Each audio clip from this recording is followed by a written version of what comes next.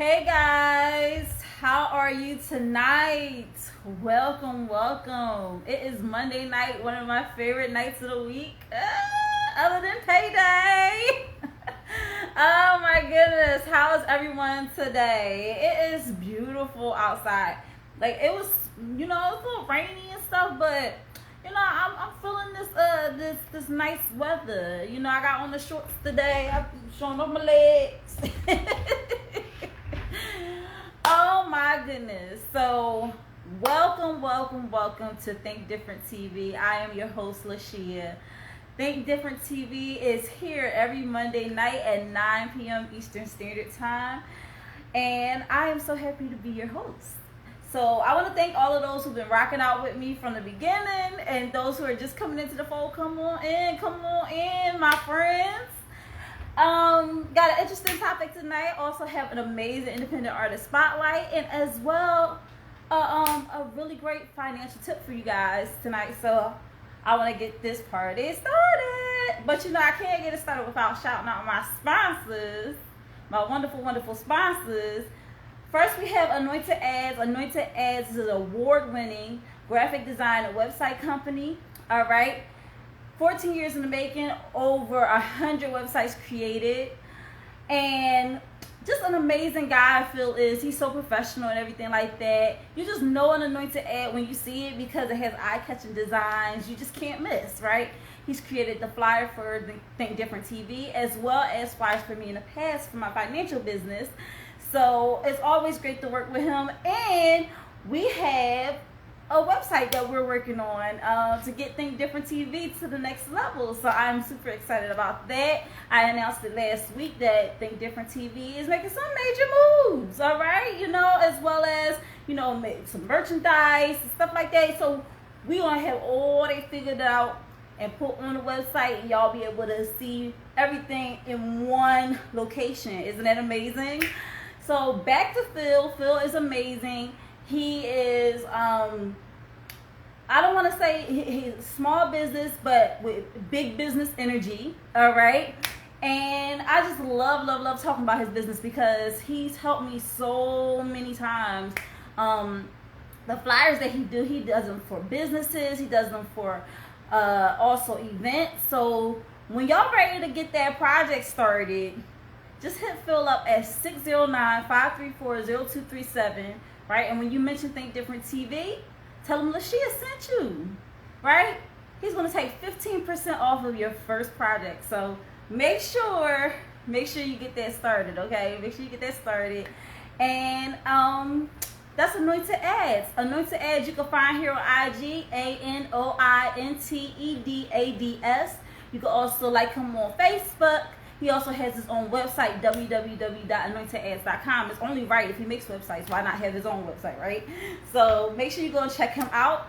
The other sponsor that I have is Euphoria Water, the cleanest, healthiest water in Philly. And of course, I got to bring out my beautiful wine glass. Take a sip. Euphoria Water, like I said, is the cleanest, healthiest water in Philly. Alkaline with minerals, no additives, no chemicals. If you're going to hydrate the right way. Get y'all some Euphoria Water today, all right? And I don't know okay, let me just give y'all an example. Okay, so this shirt is a large or a medium. I forget.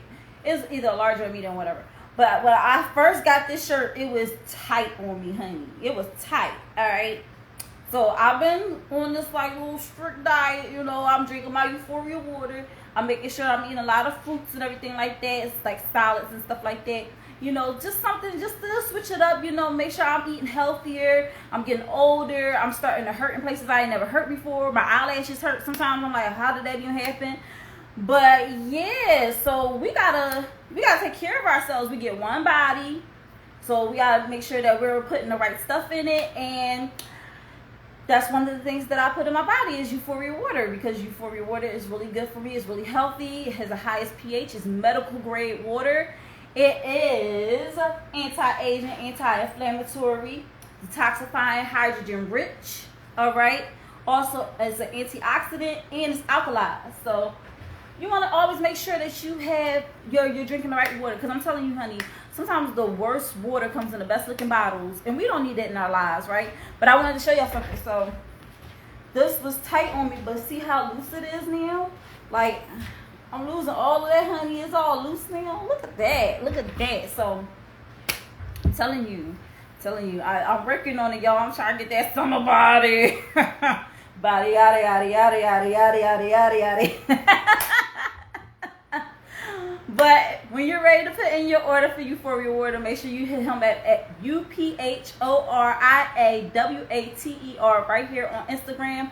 Or if you live in the Philadelphia area and you want to get your delivery delivered to your door, Captain is doing deliveries. All you have to do is call him at 267-707-8279.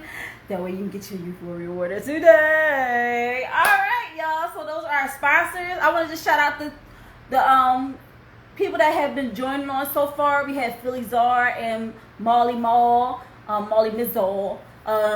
join on the live. Hello, guys. Thank you for tuning in to Think Different TV. So we're going to get right to it. Listen, there has been a lot going on in the news, and y'all already know, because I talked about it last week, how I feel about the Buffalo incident.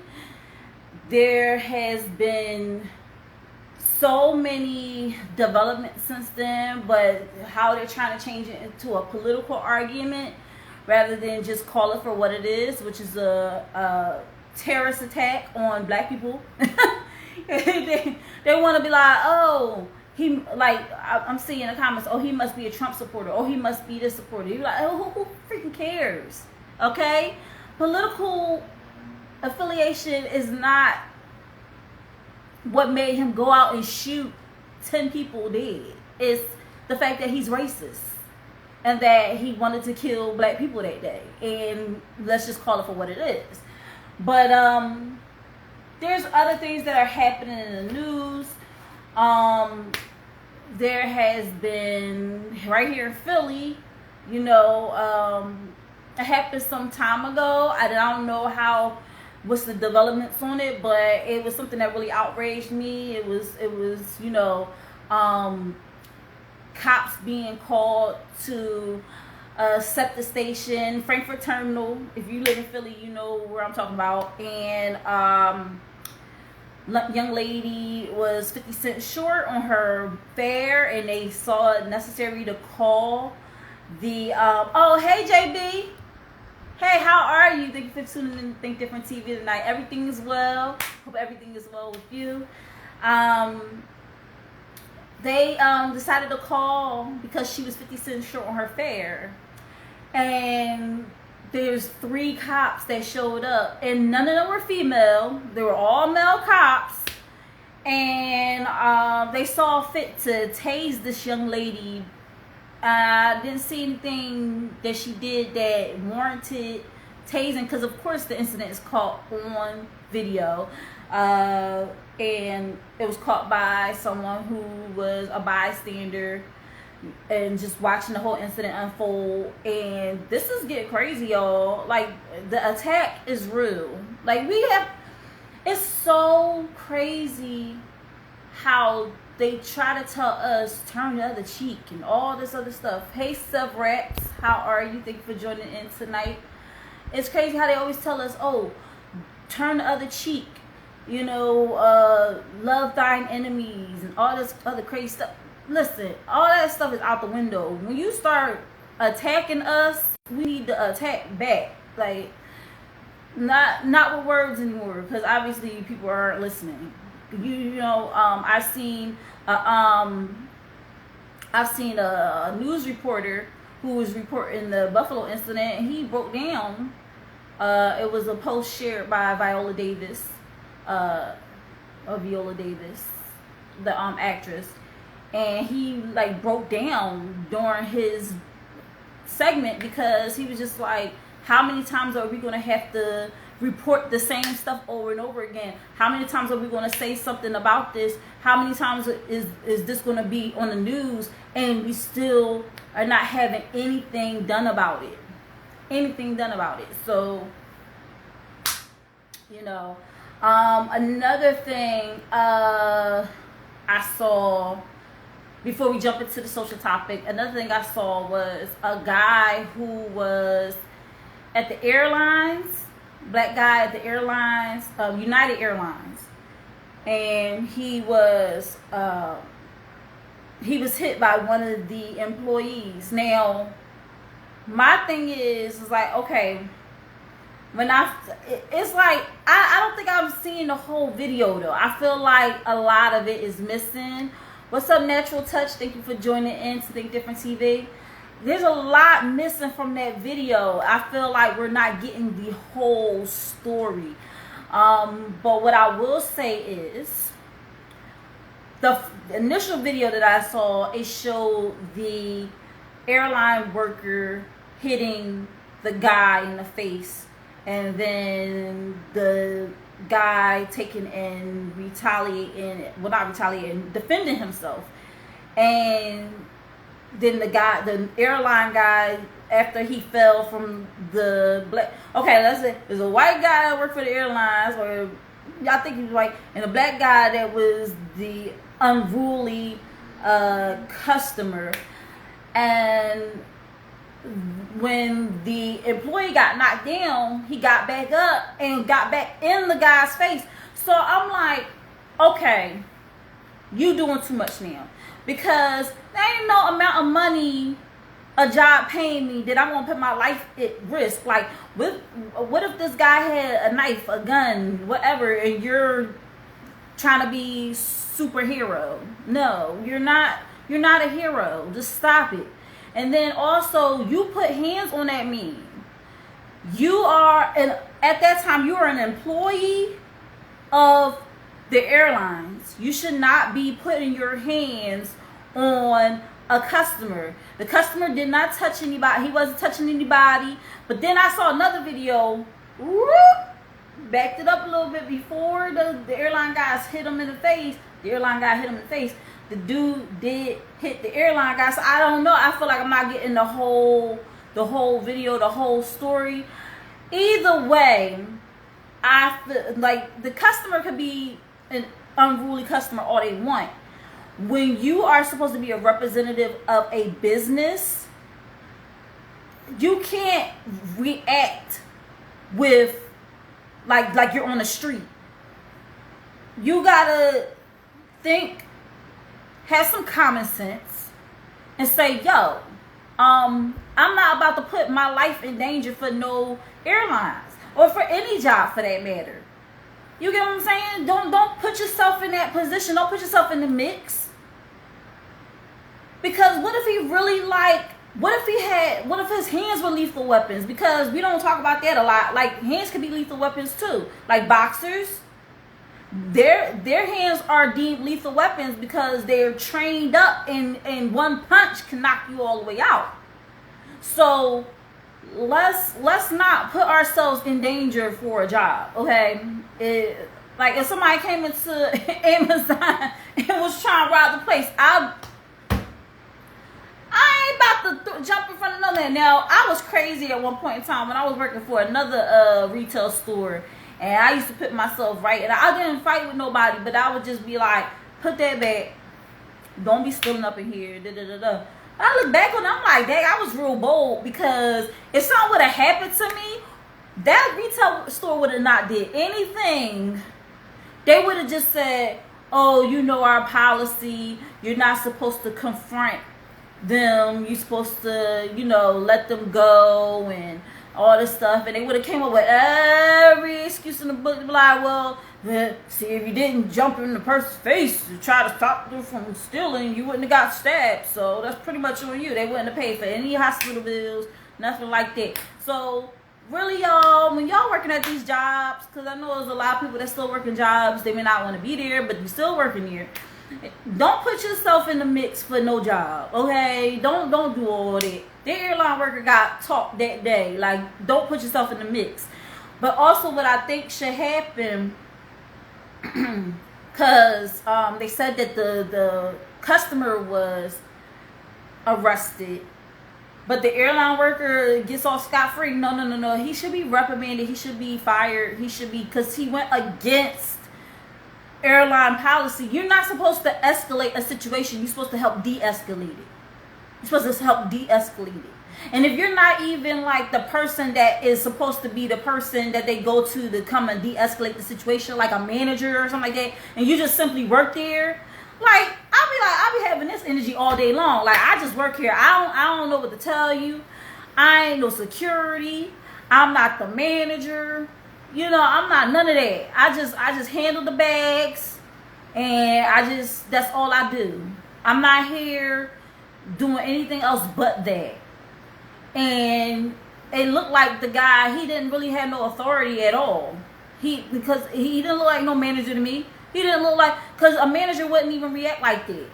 A manager would be like, listen, managers, once you get to that manager position, you pretty much be like, I'm getting paid to not react.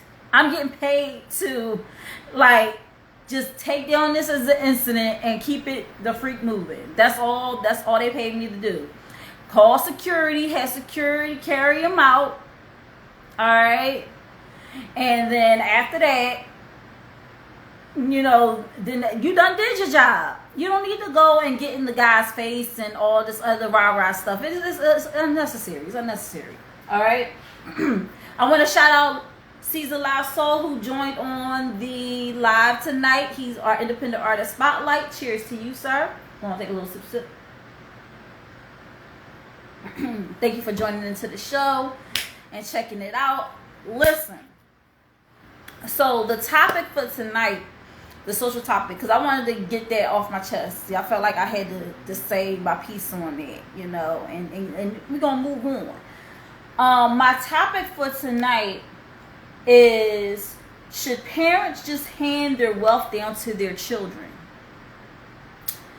Now, it's very important, as I say all the time, as a financial coach, to get a mutual fund started, to start putting money away, saving, also making sure you're getting life insurance to help that. But I'm talking about people who are building wealth now, who are building wealth off of the businesses that they run and everything.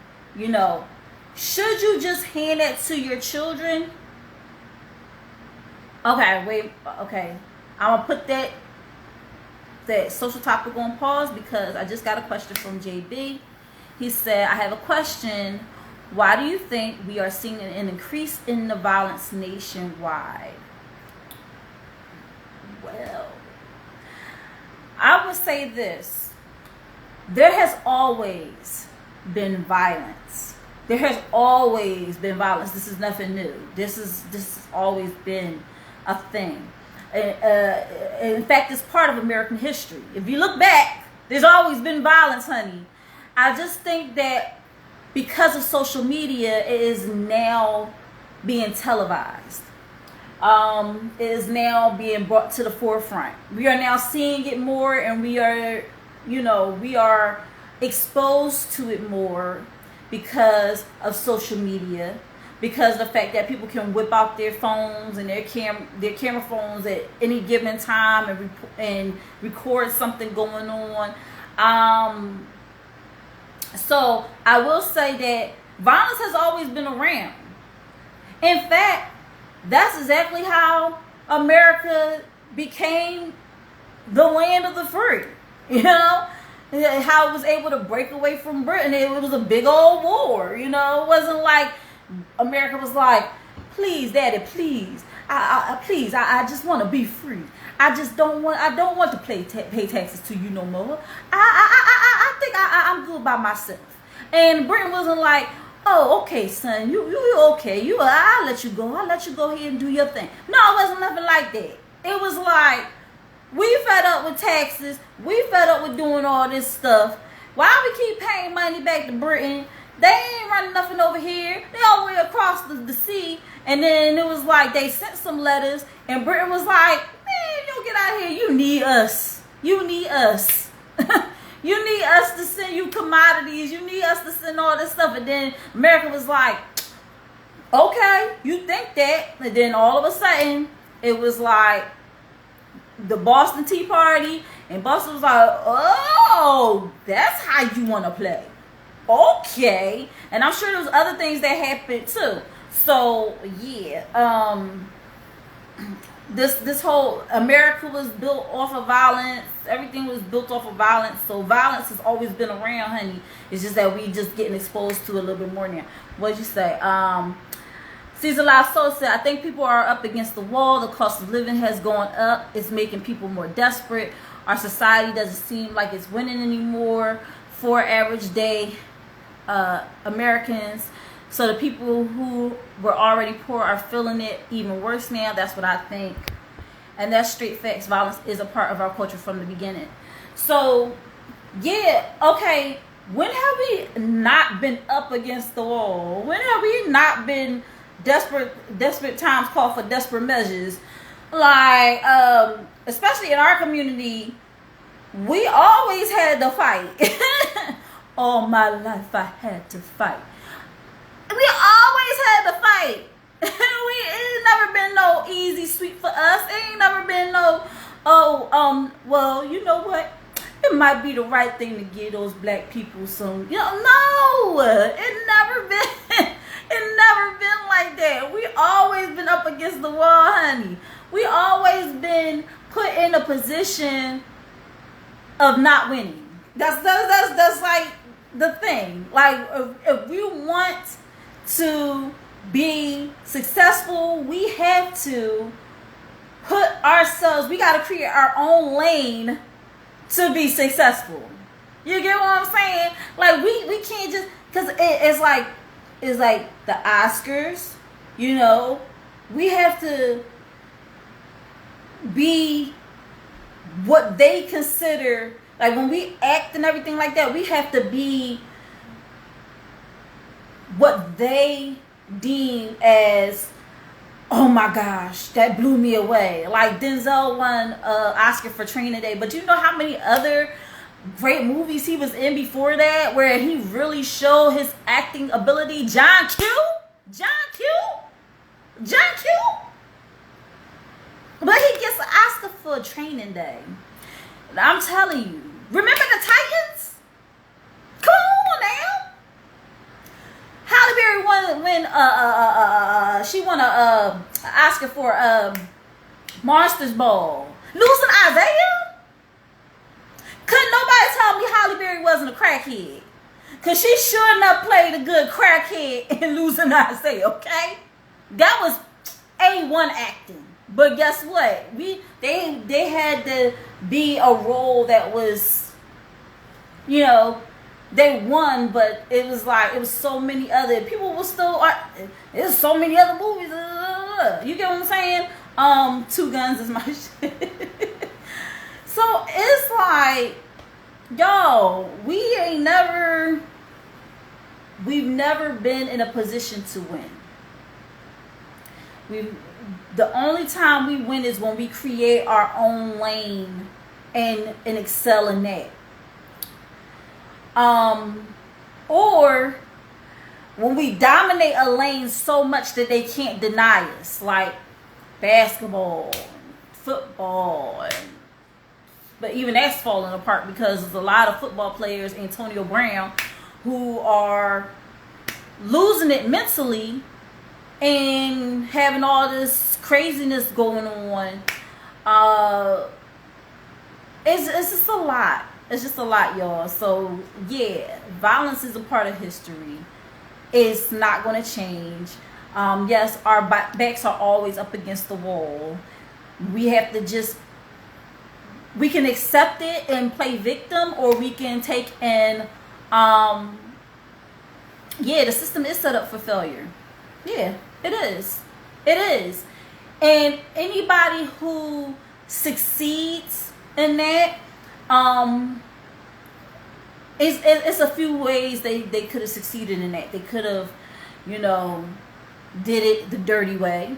All right, succeeded the dirty way, where they had to pay some people, they had to be a little scheming and stuff, be on the same type of track as, Because sometimes in order to play the game, you must know the rules. But if nobody teaches you the rules, how can you play the game? How can you be efficient in winning? How can you be effective in winning if you don't know the rules to the game? And then when you get put onto the rules, now you got the cheat code too. You know, ABA, CABB. You know, up, down, left, right, start. You get what I'm saying? Now you got the cheat codes. And then you're going to use that. Because you always want to have the upper hand and everything.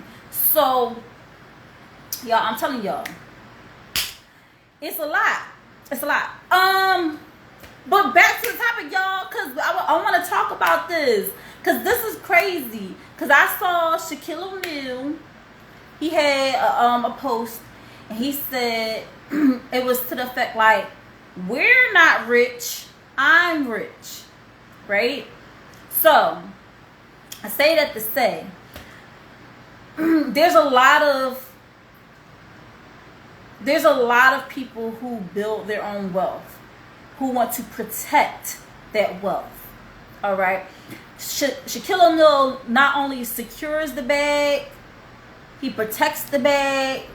He goes out there. He's done so much. He has over 300 franchises that he's invested in or something like that. Like he know how to get the money, all right, honey.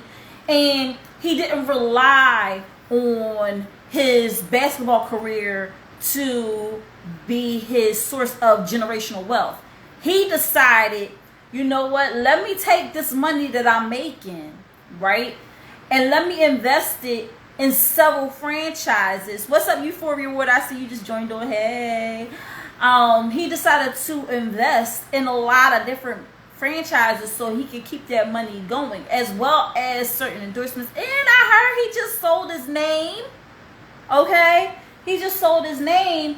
But unlike other people who have sold their names, he still has a lot of input into what they use his name on.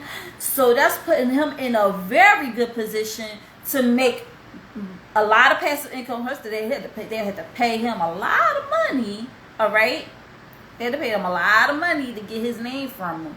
Then on top of that, they still gonna be paying him. He gonna have input on what they what's up, Trevo? Thank you for joining on to Think Different TV. They gonna have to pay him a lot of money, honey, and he's still gonna have passive income, residual income, all of that good stuff, because he's learning the business. It's a lot of, if y'all pay attention, I wish people would stop glorifying some of these rappers out here, like Waka Flocka and all of them.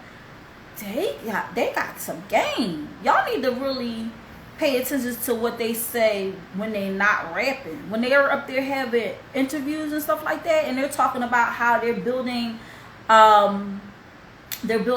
generational wealth by owning businesses and all this stuff. Like, y'all really need to get them on there, okay? Because they giving y'all the game for free. Giving you a lot of the game for free. Trevo, we talking about a lot of different things so far, but the topic for tonight is, should parents just hand over their wealth to their children?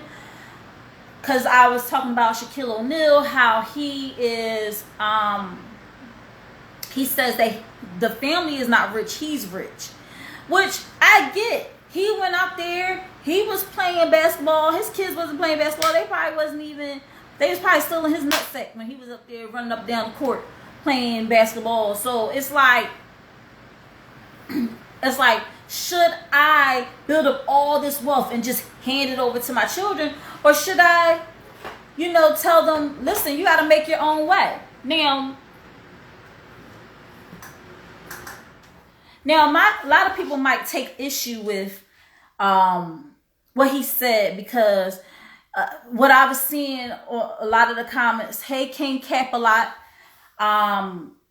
What I saw a lot of people do is say, oh, this is exactly what I'm talking about, the black family. That's why they can't never get ahead, because when somebody becomes wealthy in the family, they don't ever want to help their children out. And then that's not what it is. That's not what it is. If his kids came to him with a viable business plan and said, listen, Dad, this is what I want to do. This is just like Treva said, not exactly handed over, but I am you are for giving them a head start in the right direction with any position. So Shaq is saying, listen, if you have a business plan and you come to me and you say, hey, Dad, this is what I would like to start. This is what I want to do, to bring in generational wealth of my own. Because his kids are not into basketball. They're not about to go play basketball on the court. You get what I'm saying? To build up that generational wealth. They may not want to do what their dad does to make money. So they might want to do something else, like create a clothing line or invest in other businesses that their dad is not investing in. Maybe their dad is investing in a whole bunch of wing stops. I think that's what it is, wing stops. And then they're vegan, so they're like, I can't get behind Wingstop, but I want to invest in Slutty Vegan or something like that. And I want to invest in that franchise or whatever. So if they present him with a plan, he's going to be like, okay, all right, I got the connections. I have the money to invest in it. I'm all for cause this is not just a black people thing. I've seen, how many people have seen Kitchen Nightmares or, I think even Bar Rescue, shows like that where these people own a bar or they own a restaurant. And sometimes these people are owning restaurants because their parents just handed them the restaurant or said, you know what, I'm getting older. I can't run the restaurant like that anymore. And kids that really love, carrying on that tradition and that family legacy, they will go back and, Bar Rescue. So they will go back and they will go and take over the bar or the restaurant that their parent had, right? But the reason why Kitchen Nightmares is there or Bar Rescue, the reason why they're there, hey, Nails Boss, say, how you doing? The reason why they are coming in is because the kids, although they have the passion and although they have the, they don't know how to take the business to the next level. They don't know how to maintain the business that's already there. The staff may not be feeling they might love the parent, but not like the child so much because the child is totally different than the parent. So it's a lot with that. And sometimes you can't just hand over your legacy to your kids because one, they may not have the same passion and they may not want to keep it running like you ran it. They may not be able to run it like you ran it. They may not be able to handle the money like you handled the money. Just because your child is your namesake doesn't mean you have to just hand off the money to your kids, because your kids can take that money and run it into the ground. Caesar Lasso says, I think there has to be balance because you want to set your kid up for success, but you also don't want to spoil them because they won't know the value of a dollar if it comes too easy. And that's exactly true. It says you give a man a fish, he eats for a day.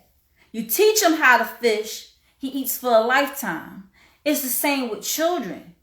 You give them money, but you don't teach them how to manage it or anything like that. They're going to end up just running that money into the ground. We don't want that. We want our children to be the future, right? And we want our future to look bright.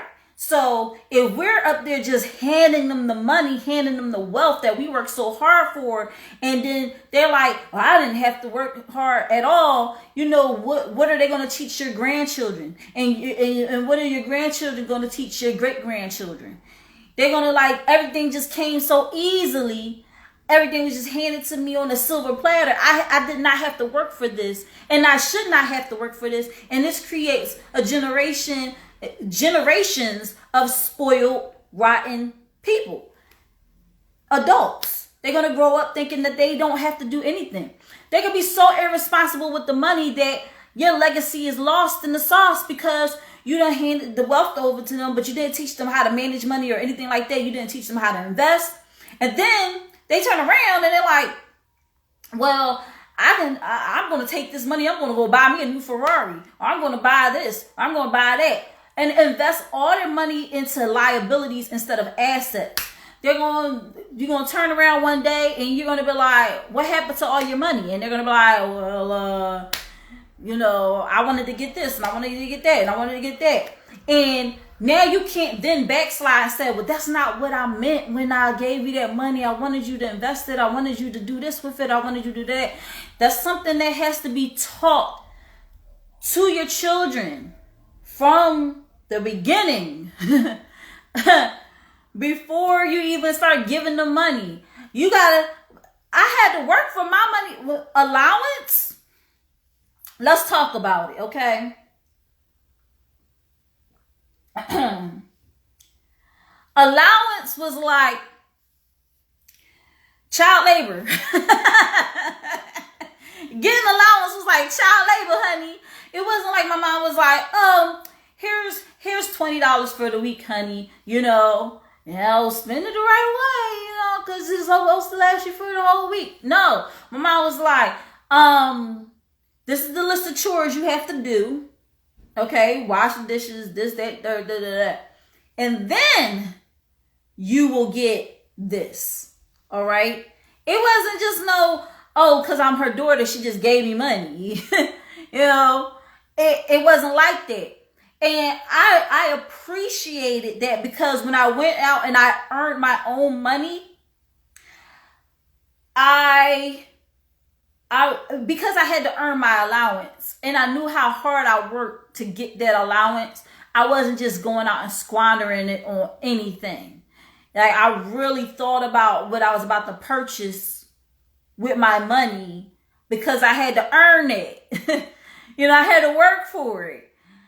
But it's like when you go to a well that never runs dry and they just keep giving you money, and you never had to earn it, then you're squandering your money away on different things that don't amount to a hill of beans. At the end of the day, you're like, oh, I went out here and I went here and I went here.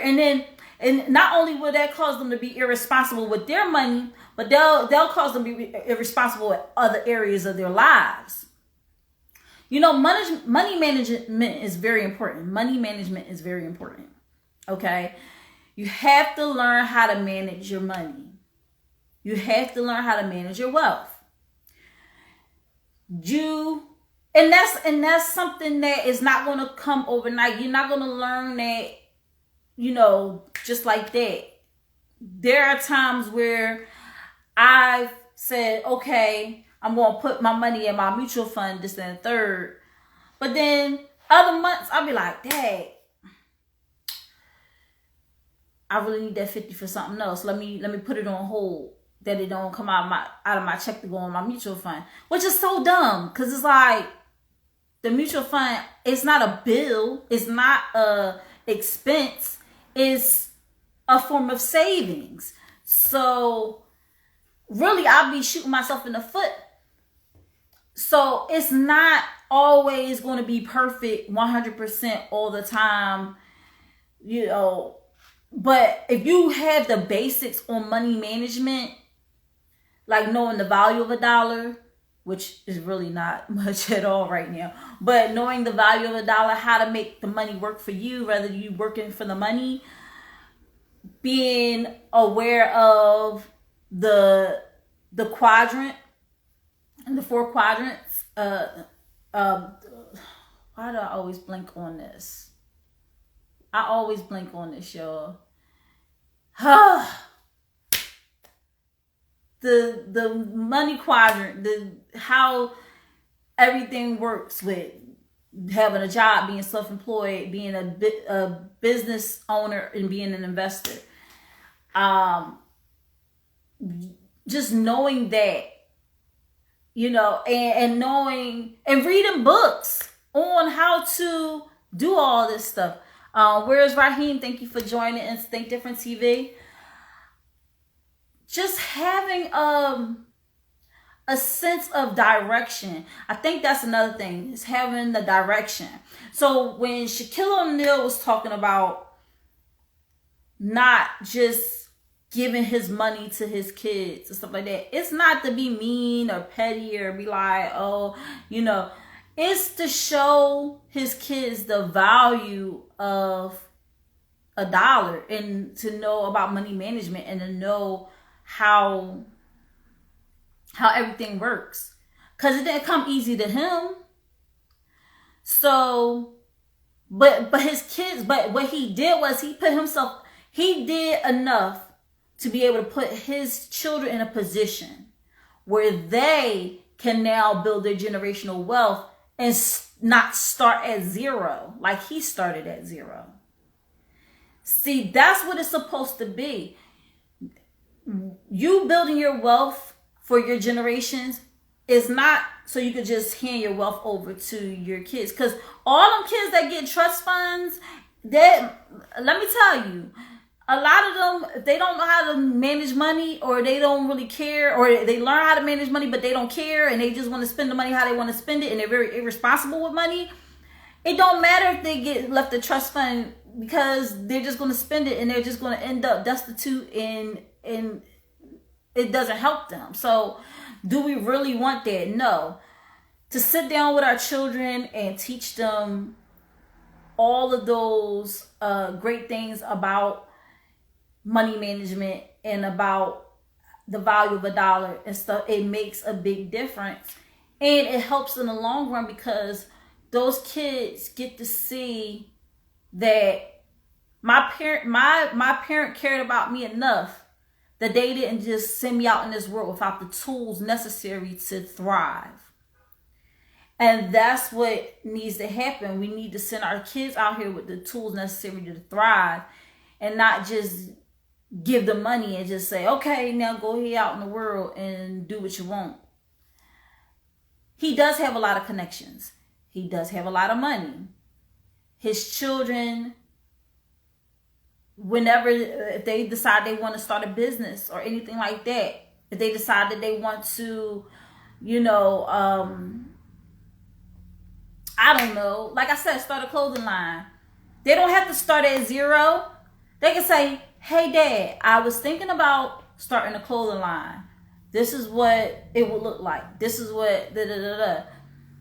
Also, Shaquille, I have no doubt that he's put his kids in like the best schools.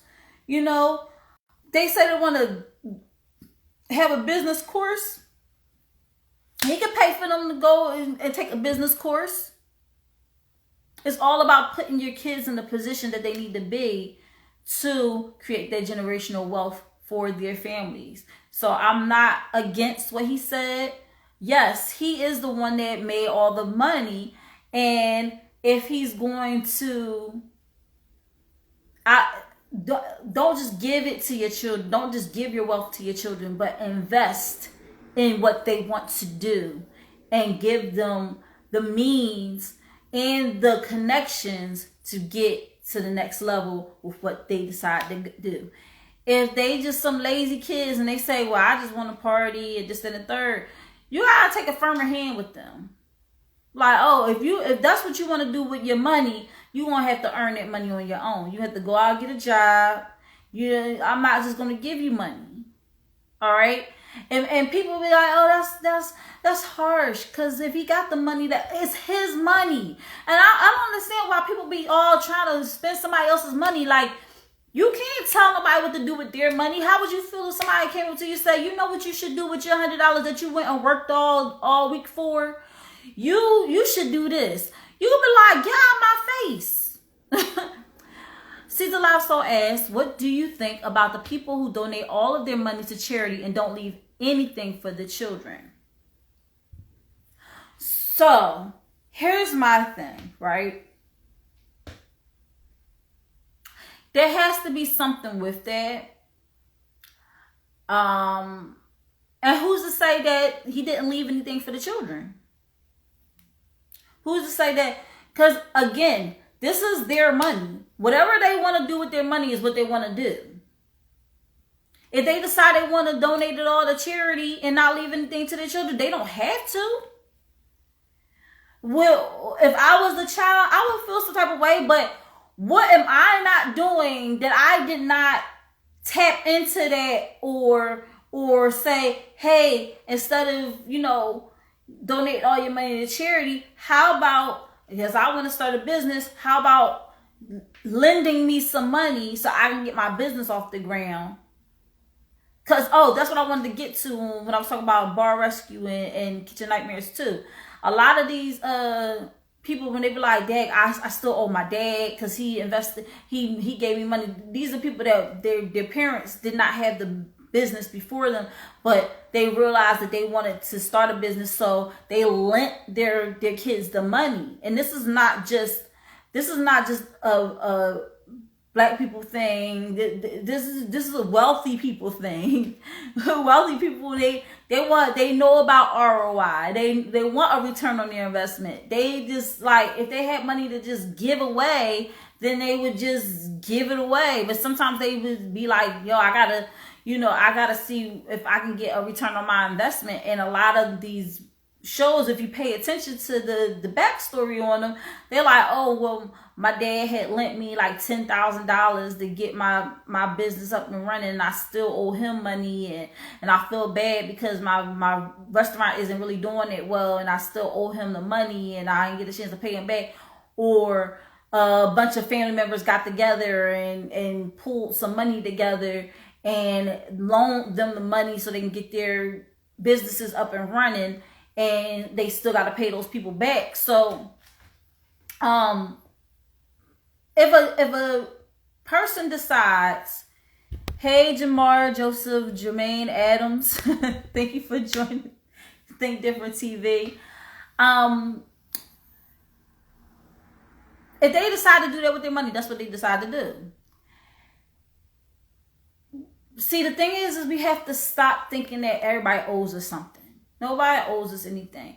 If anything, it would be nice to get the education to learn how to manage money and how to be more responsible with our money. Not necessarily give me the money. I do feel sometimes like, Dad, why my mom didn't tell me about this? But then it also goes back, did my mom and dad have the education that they needed to have? Did my grandmoms have the education they needed to have to teach their children? See, a lot of the times it's just a lack of education. It's a lack of, and then you don't know what you don't know, and you don't know how to research something that if you never had to look for that piece of information before, you don't know how to look for the information or where to look for it at, then yeah, you pretty much stuck. You don't know how to ask. Like, if you don't know anything about a certain subject, how can you ask the questions necessarily? First you can start off by saying, well, what is that? and then you got to always ask the person that has the wealth of knowledge and is willing to teach you and take the time out to answer all your questions. And sometimes you have to pay for that type of information. Luckily, I'm in a position where I've learned so much, and I'm the type of person that wants to share that information. So it's not like somebody has to pay me any money to pick my brain about something. That I feel like a lot of times people are a little leery about asking because they're like, well, you know, if I go ask for advice, they gonna try to charge me all this money. Da, da, da, da. Like people think that they're like, how much is gonna cost to get? And I'll be like, to get what? Oh, for you to show me how how the insurance work and this, that, and that. I'm like, nothing. Like, I be trying to get people to sit down with me all the time and talk about financial concepts and stuff like that, and they sit there, you just try to sell me something, you just try to do this, you just try to do that. I'm like, listen, honey, I am not a financial advisor. I'm a financial coach. There's a difference. Financial advisors are licensed to the point where they can actually charge a fee to sit down with you. However, I'm a financial coach, and as a lot of time, coaches that coach basketball in high schools, coaches that their salary is not okay. Half the time they be up there eating bologna sandwiches and can barely, get a decent night's sleep, or they always fall behind their rent because they're not getting paid. If teachers are not getting paid, what they should be getting paid, what makes you think coaches get paid what they need to be getting paid? But they'll take a team to the championship and get the school some funding and some money, but that money does not go into the coach's pocket. So I say all that to say that I don't get paid to share information with you guys. I would rather just share the information with you guys. You get what I'm saying? Because it's something that everybody should know. And some people don't want to go through the hassle of doing all the research to find out all the information that they need to know. So it'd be better if they had somebody that know the information, just tell them. And like I said, I'm in a position where people can pick my brain, and they can ask me these questions and I can answer them. Now, when it gets outside of the scope of outside of the scope of knowledge that I have, then I will enlist some people that I know that can give you further information. But that's just what it is. So I'm gonna open the floor, for people to get on here and talk a little bit about the subject. If you want to talk about the social topic at hand, you got something you want to say, some input, your 2 cents, feel free to send me a request so you can join the video and get in on this conversation, because this is something we need to talk about. Should parents just hand their wealth over to their children, or should they make them work for it? Or if they're going to hand them the wealth, should they, hey, Reformed Gangster, thank you for joining into Think Different TV. Or should they teach them all they need to teach them about money management and all that great stuff before they hand over the money? Should they? Like, what do y'all think? Anybody want to join in the conversation? Anybody want to hop on the screen real quick and share their 2 cents? Or we got some scared people. Okay. With Caesar Live Soul, who is also our independent artist spotlight for tonight. He wants to join in on this conversation. Hello, sir. What's up? What's up? How are you? I'm doing great. How you doing? I'm doing great. I haven't seen you in forever. I mean, I've seen you on my timeline. Right. But I haven't seen you in person in a long time. So how you been? I've been great. Just busy. You know what I mean? Evolving, changing, doing new things. You know what I'm saying? So, yeah. You like the same day when I met you. Well, that black don't crack. You know what I'm saying? You do too. You look great. Thank you. So where are we? What do you have to say about this topic? This topic, should parents just hand their wealth over to their children, or hand it down to their children? How do you feel about that? I think you got to start young with the kids, and you got to like I was saying, it's got to be a balance. So I would, put my kids in music programs or something like that, sports, you know what I mean? I would give them all that support, which they're kids, so they're not going to be able to enroll themselves into Pee Wee, league or whatever, right? So that's up to you as the parent. But then I feel like as they get older, you gotta have to start to teach them like, yo, if you want XYZ thing, you gotta make sure these chores are done. You gotta make sure you read those books. You gotta make sure, or like Shaq said, come through with a business plan. If you're 20 something, you feel me? Like, let's say my kid is 20 something, they graduated from college or whatever, or maybe they're still in college and they're like, Dad, I want to start a clothing line. I see you had shirts or whatever back in the day, but now I got some ideas. I'm like, okay, cool. Well, come through with a proposal. If you can't do that, why should I just give it to you when I know the world is not going to give it to you? You know what I'm saying? Mhm. Because then I'm setting you up for failure. Because then you just looking at it like, oh, people are just supposed to give it to me because I'm me. You know what I mean? Like Yeah, that's dangerous. You don't want your kids to grow up entitled. You know what I mean?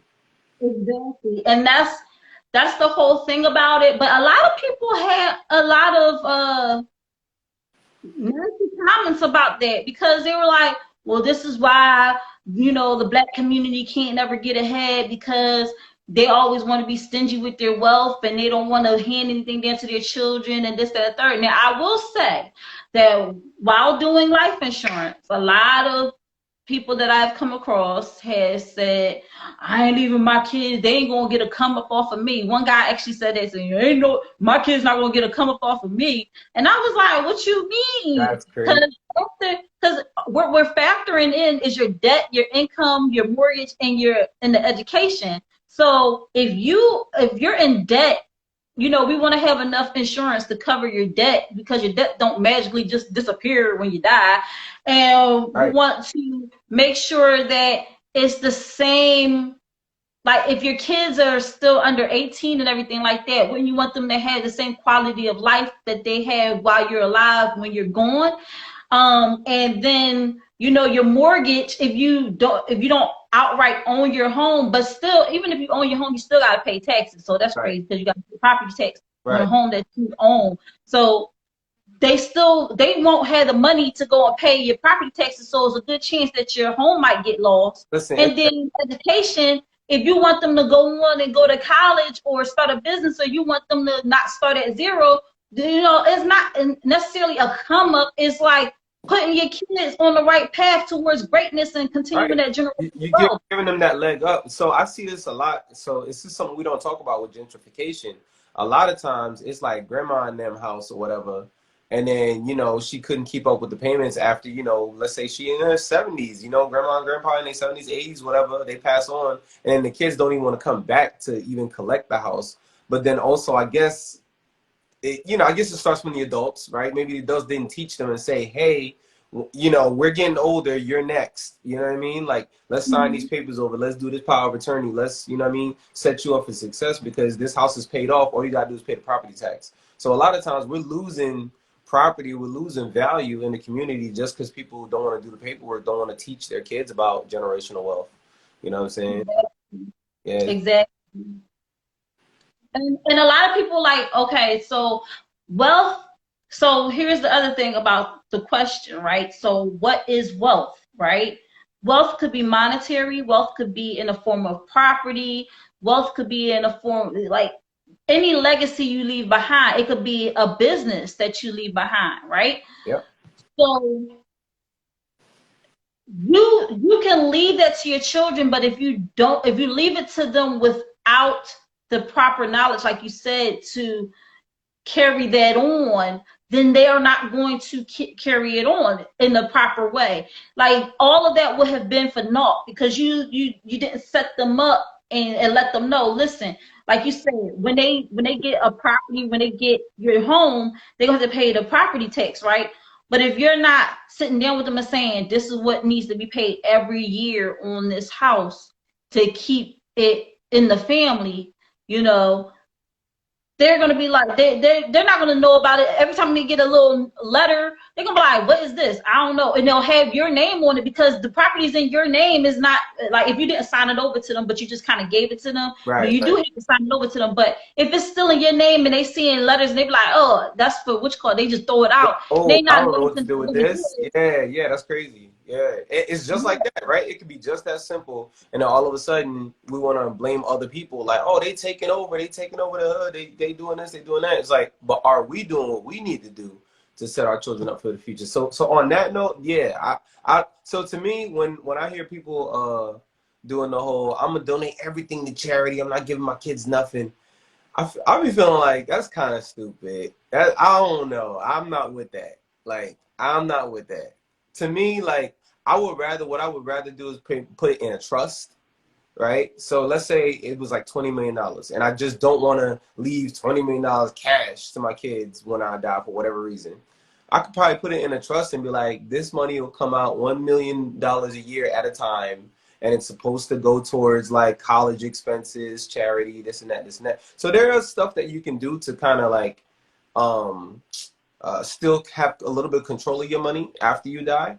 So I think, people could do that. That's what I'm probably gonna end up doing. Like, yeah, it's gonna be like Keystone milestone. It's like, oh, you 18? All right, you get this first like $50,000 or something. Buy yourself a car. You know, feel me? Like, like, yeah, granddad taking care of you from beyond the grave type vibe. You know what I mean? Somebody said, reform gangsters said, or the people that leave their bread to their pets. No, that's even crazier. No, I can't.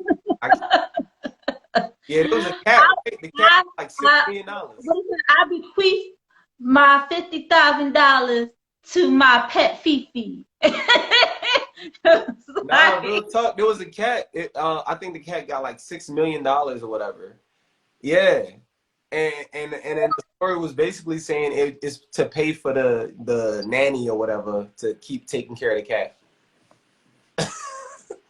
I'm just like, that's so dumb. But what I will say, right, is wealth, like I said, could be in the form of a lot of different things. And what we need to do is teach our children the value of a dollar, money management, and if you're not a real keen business person or whatever, but you have, over time, built a business. Because it's funny, because there's some people that's not really like business people, but they had businesses. Like they just, their product may have been so great that people couldn't deny them. So they just kept buying and buying and buying, but they never really had the business savviness that they needed to have.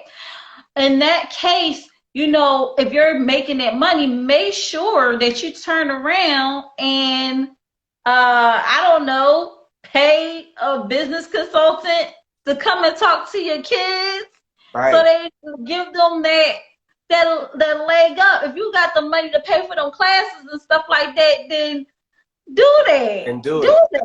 Why are we being stingy? That's when I say that you're being stingy. Because if you have the means to at least give them the tools to be successful, then do that. I'm not saying just give them the money, but if you have the money and the means to supply them with the tools to get to the next level, then do that for your kids. Yeah. Kids, man. Yeah.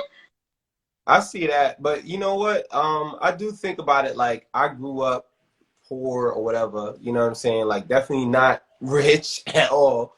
Like the projects was my home type of vibe, you know what I mean? So I like, I think about that like, well, my kids might not have that same, they're probably most likely not going to have that same reality. You know what I'm saying? They're going to grow up a little bit better than what I grew up. So I wonder, like, are they going to want to be like, Dad, I heard you from Brooklyn and I heard this, like, I want to go back to the hood because, that made you who you are. You know what I'm saying? But meanwhile, they're growing up in some suburb and they feel like they're not real enough. Like, you know what I mean? So, son, if you go back to where I grew up at, you will see that it looks exactly like where you are now. Right. It done changed. Like, gentrification is real. Right. Right. It's not going to be any different. They got salad shops, and they got smoothie shops, and they got people doing Pilates. Like, it's not the same, honey. It's not that grit that it was when I was growing up. I remember people used to walk up and down the street, with leaning over and falling out. Now it's upstanding business people walking back and forth here. So you're not missing out on nothing, honey. Like, you might as well stay right where you That's That's it. I just think that's always funny to think about, like, because you know those suburban kids, they try to get real. They try to hang out with the hood fellas or whatever because they trying to, like, I don't know, live up to something, get some toughness in them. So I mean that's something I think too. It's like that goes back to the money thing. It's like you don't want to make it too comfortable for your kid where they feel out of touch with life, where they start to look around like, why do I have new sneakers every month? You know what I mean? Or why, why is it that there's new cars in the driveway every 2 years, like on schedule? But then my friend over here has like the same jeans for 2 years or the same shoes for 2 years or whatever. You know what I mean? So like, yeah, you don't, I feel like you just don't want to make your kid out of touch. Like, don't give them everything. Like, make them work for it. Make them, like, for all they know, like, I could have $20 million in the bank and be like, yeah, we middle class. We middle class over here. Like, you know what I'm saying? Like, don't raise them up to be like Nunu. Like Nunu? Who's that? Nunu. Nunu on ATL, because she went back. She went and she kept going to the hood, and people thought she was actually like one of them, and she was like living in a whole mansion or some crap. Like, like, wait a minute, you're not really one of us. What you doing? Yeah, yeah. Like, what you doing over here? Like, go back to where you came from. That's But yeah, like I really wanted to know the answer to that question, because when, like I said, when I saw that post and I saw the comments underneath, and they were trying to make it like, oh, this is what I'm talking about. This is why Black people can't get ahead. No, what's causing Black people not to get ahead is not having the information and the tools to succeed. And some being so stubborn as to not even want to hear the information or acquire the tools to succeed, or they think it's too hard, or they think, and it's like, it's not because parents aren't just handing their wealth down to their kids. It's because of the lack of knowledge and the lack of application of knowledge that they learn. So it's a whole bunch of things that play into that, and not just because Black people are stingy and this is why the kids are always starting off this, that, third. And I, like I said before, I could be mad because my mom and dad didn't give me the tools, but they didn't even have the tools. They didn't have the tools from their parents, and their parents didn't have the tools from their parents. Yeah, everybody doing their best version. Yeah, what is it called? Systemic racism. Just being always put in a position not to win, or people not sharing the information with them, or when somebody wants to share the information with them, they think that they're trying to get over on them, or you're just trying to get over on me, because it's walls built up because we've been taken advantage of as a people for so long. It's hard for us to let that guard down, to let that information in. So like when somebody like me says, hey, I can show you a few financial concepts, people be like, yeah, okay. But somebody come up to them like this, saying they want to show them some financial concepts, they be like, sure. Yeah. I'll sit down. How much I got to pay you? $300 an hour to sit with you? Sure, I'll do that. But I'm not charging. Don't be like, and they be like, I don't know, I'm not sure. You don't know what you're talking about. If it was such valuable information, you would be charging for it. No, I would love to charge for it, but I don't have the license.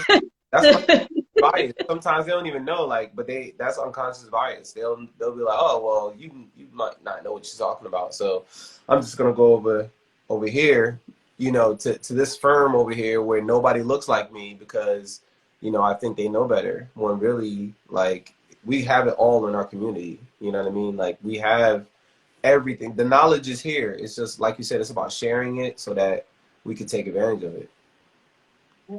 Absolutely. And being open-minded. We're open-minded to everything else except for some reason when we start talking financial stuff with some Black people, they just shut down. Oh, what? No. What is Dave Chappelle? He was talking about, he said that, white people are very iffy about who they vote for, about the politics and everything like that. And that's the same thing with black people. It's well, how do you feel about mutual funds? Whoa, whoa, whoa. Trying to tell you about, having sex with my wife and talk about all this personal stuff. Right. Well, Like, priority. Priority. so it's definitely like that. Like, as soon as people, when I start asking the questions to do the FNA, the financial needs analysis, to find out their financial independence number. As soon as I start asking them questions like, well, how much do you bring in every month after taxes? They're like, oh, you need all that information. I'm like, do you want to know your financial independence number or not? Like, but they will sit up there and they had somebody on the phone that, don't even hardly speak English, but they giving them their social security number, their address. Yeah. Wow, that's wild. You give them that's more personal information than how much you make every month after taxes. Like, it's not because you always say, but you're not afraid to say, well, this job don't pay me enough to be doing all this. Well, how what did it pay you, honey? What did it pay you? Yeah. So yeah, definitely. Well, guess what? You know what's these last? So you already here, honey, and it is 10:12. You are our independent artist spotlight. So before I even get into this, I gotta shout out my sponsors, and then I also gotta give you an amazing introduction. So let me. So before we jump into the independent artist spotlight of the day, we have to talk about our wonderful sponsors, which are Anointed Ads, an award-winning graphic design and website company. 14 years in the making, over 100 websites created. So amazing. You just know an anointed ad because it just has the anointing, right? And Phil is an amazing guy. He's done the flyer for Think Different TV. He's also done flyers for me in the past for my financial business. So when you're ready to get your business flyer or your event flyer or your website done, make sure you call Phil at 609-534-0237. All right. Get that joint started. And when you mention Think Different TV, tell him LaShia sent you. He's going to take 15% off of your first project, y'all. So y'all need to go and get that done, all right, like today. So you can find him on IG or Facebook under Anointed Ads. That's ANOINTEDADS. Or you can check out his website, www.anointedads.com. Because, of course, it's only right. If he makes websites, why not have a website of his own, right? And then we also have Euphoria Water, the cleanest, healthiest water in Philly. That's what I've been sipping on out of my wine glass tonight. Alkaline water with minerals, no additives, no chemicals. Celebrities and athletes love it. I know because I'm a celebrity. And I love it so much, all right? It hydrates you the right way. Why not hydrate yourself the right way? We only get one body, we got to take care of it, and it is anti-aging, anti-inflammatory, detoxifying, hydrogen-rich, antioxidant, and alkalized water. Highest pH, medical grade water.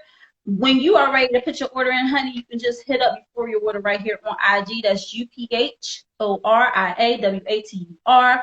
Or you can call Captain directly if you live in the Philadelphia area and you want to deliver it to your stoop. Well, we're not in New York, but if you want to deliver to your front door, you can call him at 267-707-8279. Get that delivered today. That's Euphoria Water, and that's our sponsor. Yup. So we're going to get into this next segment. Of course, y'all, if y'all have any more comments about the topic tonight, which was about should parents hand their wealth down to their children, you are free to comment on the replay, which will be available on IGTV, my series right here, IGTV, Think Different TV, or on my YouTube channel, Think Different TV.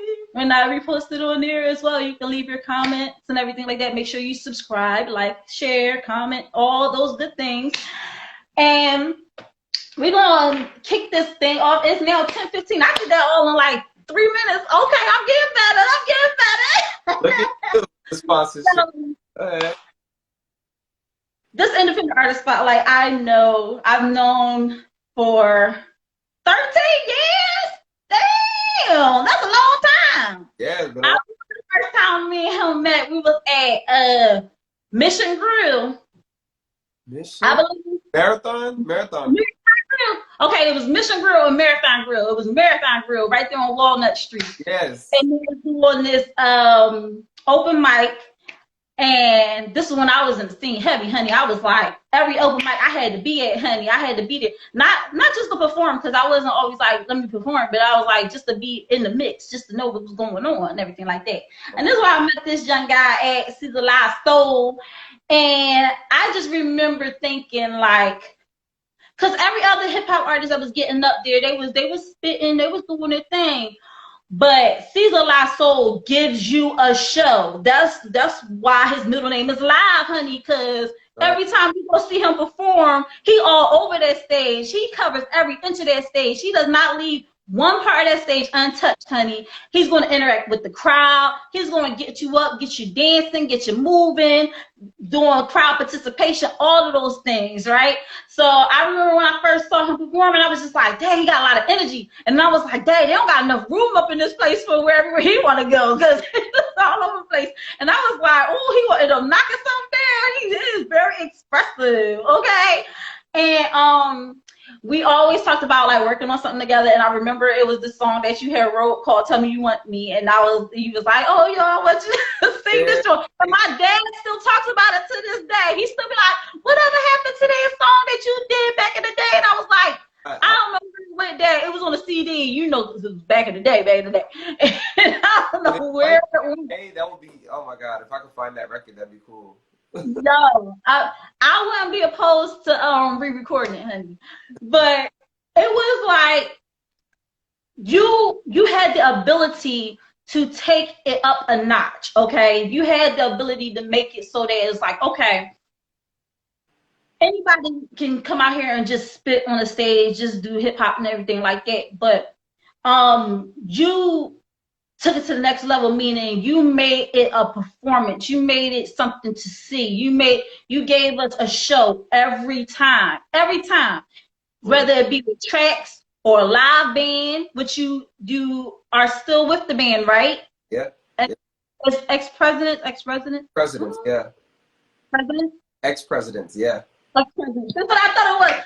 And I was just like, wow, like he really be getting it in. Like that band is on fire, and then you bring your charisma, your personality all to the stage.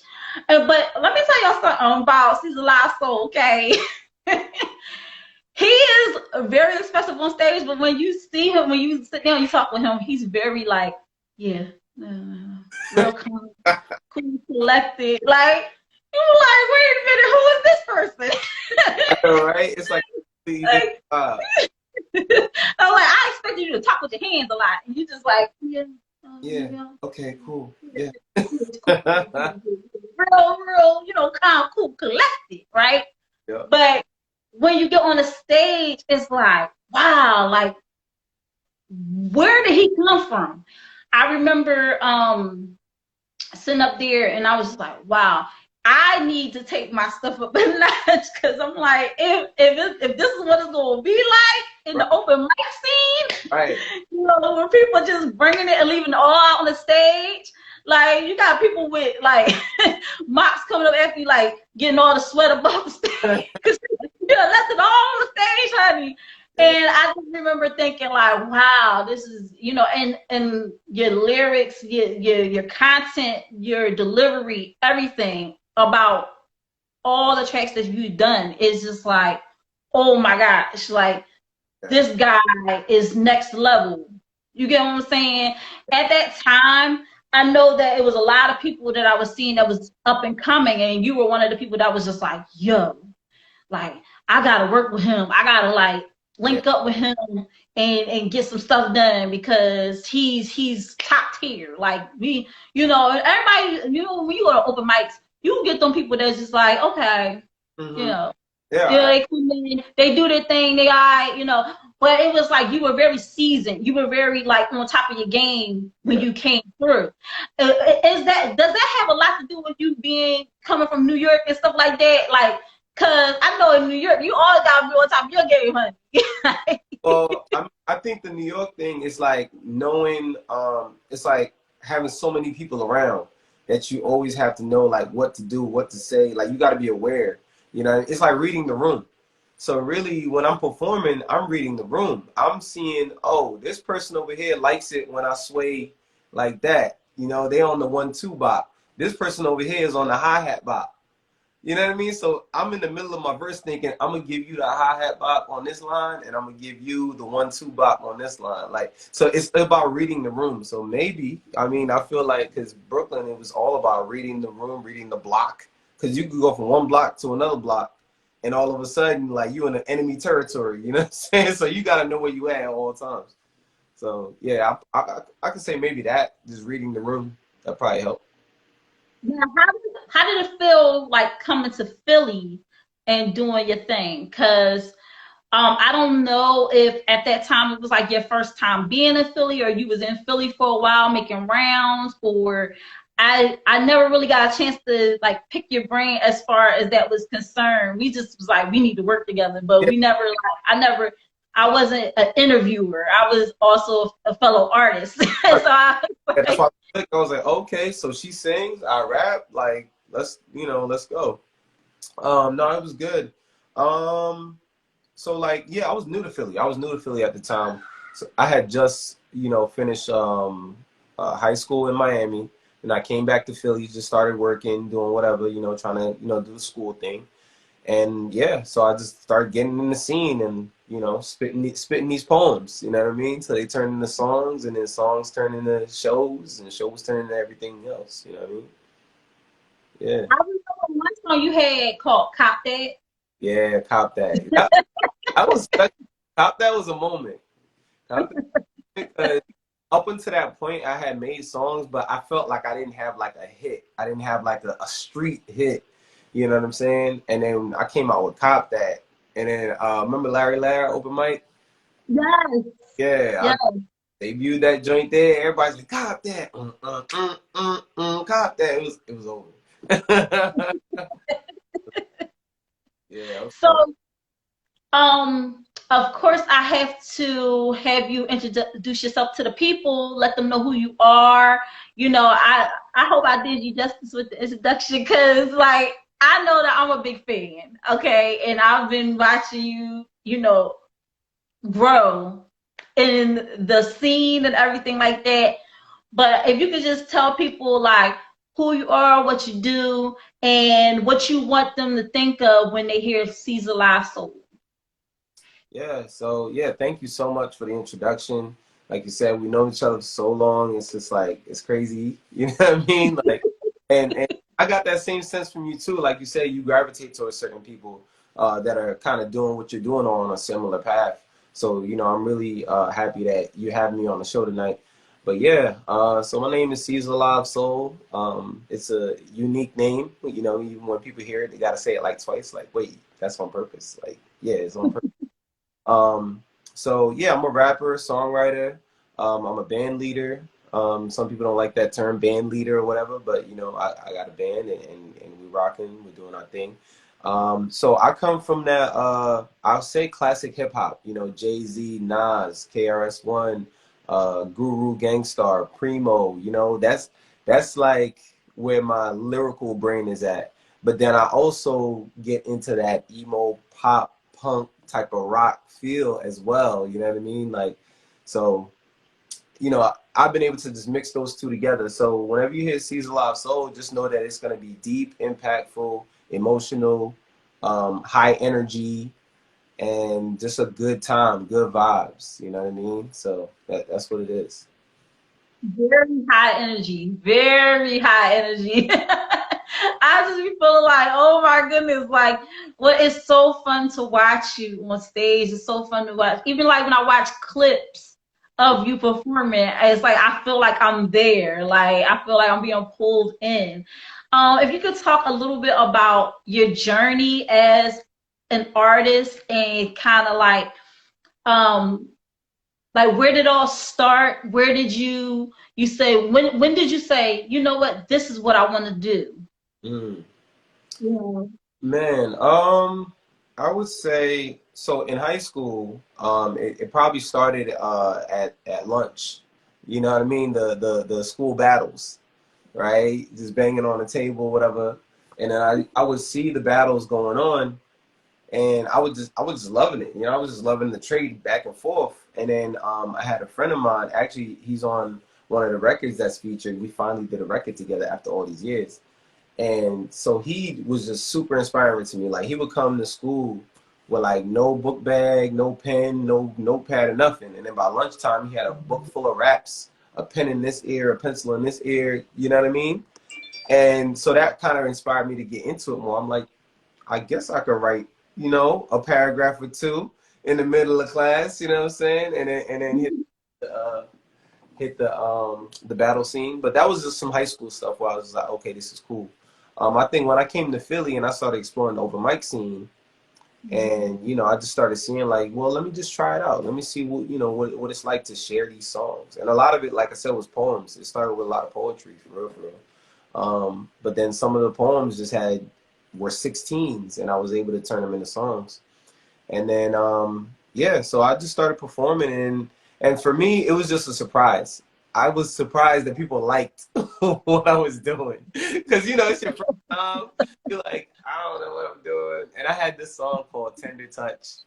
Oh boy, it was it was like it was for a George Benson instrumental. You know George Benson.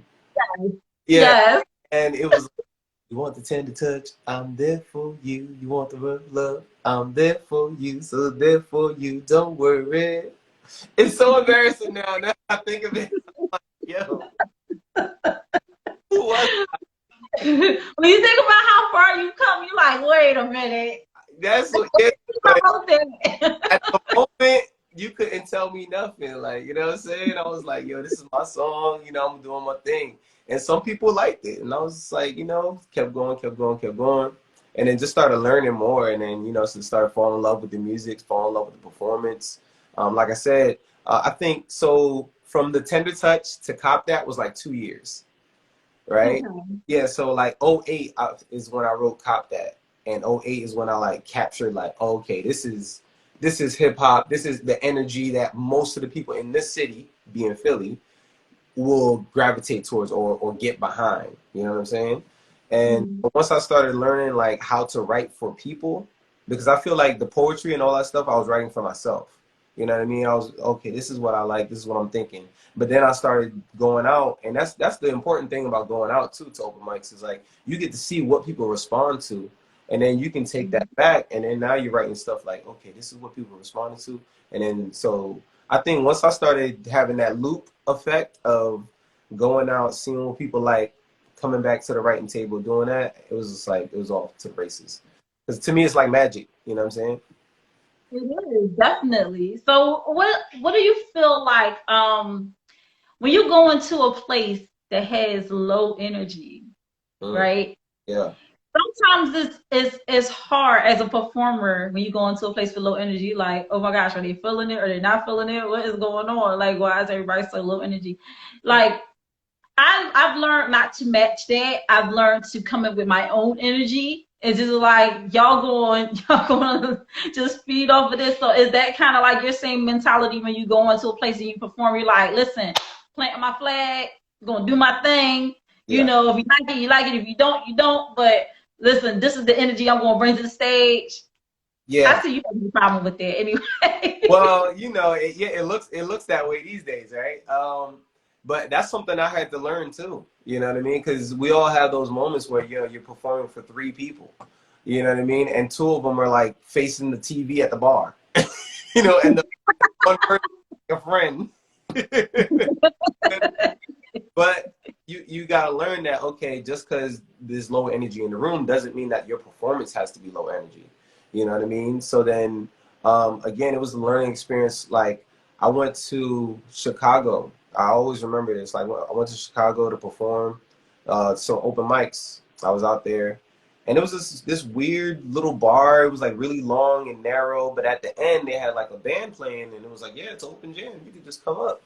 And so I'm in Chicago. So I'm a Brooklyn kid living in Philly. I just left Miami 2 years ago, and I'm living in Philly now. I'm traveling to Chicago to do my thing. You know how crazy I was, or Mhm. when it comes to performing, I will travel. You know what I'm saying?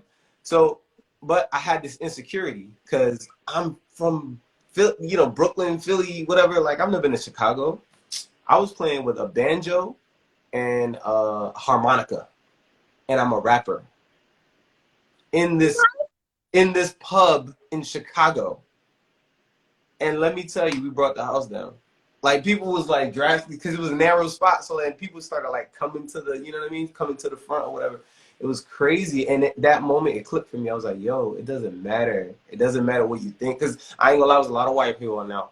You know what I'm saying? It was, you know, like, it doesn't matter what they look like. It doesn't matter that you got some weird looks when you walked in. As long as you know what you're doing, like music is a universal language. So that's what does it for me. Like, yeah. How important is it to have that confidence? Because I feel like sometimes when you just exude confidence, I think that's what it was that kind of drew me to you at that open mic, is that you had a lot of confidence Mm-hmm. in what you were doing. And I know it takes a while to even build that up. So how was that process for you building up the confidence to actually take the stage and do what you do now so well? Yeah, listen. I studied the greats. I was like, what does James Brown do? What does Michael Jackson do? What does Jay-Z do? You know what I'm saying? Like all that, because that's performance, right? All three of those guys I just named, yeah, they written great songs, but they also delivered great performances, right? From Mhm. how they walk in, how they hold the stage, how they transition from the song, what they say, what they don't say. You know what I'm saying? Mhm. Like, and that's what I did. I really just studied them and was just like, all right, I don't know if anybody's gonna like me right now, you know what I'm saying? But I'm just gonna act like everybody already likes me right now. Yep, you know, yep, start yep, here, and if it goes down, it goes down. But I'm not gonna start here. I'm gonna start here. yep. Like I noticed that I did watch well, I always watch a lot of live performances by Michael Jackson. I just noticed that it was times where he just stood there on the stage and he ain't say nothing. People was going crazy, honey. They Right. was crying.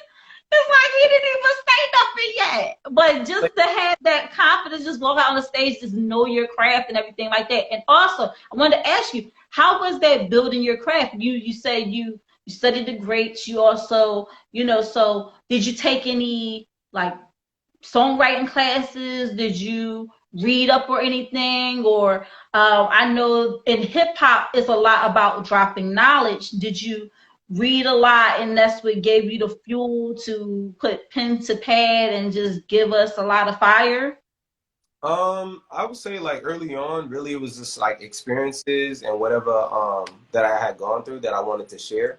Cause I think, my childhood I moved around a lot. So it's not like I had a bunch of long-term friends and so each time I moved it was another story, right? It was another thing that happened in my life that was going on. I think later on to build my craft, I didn't take any classes, but I bought some books on songwriting, like literally how to songwrite. It was like, oh, this is a B, this is A B, B, you know. So yeah, I did that a little bit, but I don't think I've. The only thing I did take some classes in digital audio production at Mako, so that was fun. Okay. Learning how to actually engineer, how to make beats and stuff like that. It's not something I really do, but I did try to expand my knowledge there. That is awesome. I was talking last week with our independent artist spotlight, DJ Chemo, and I was talking about how important it is to always be learning.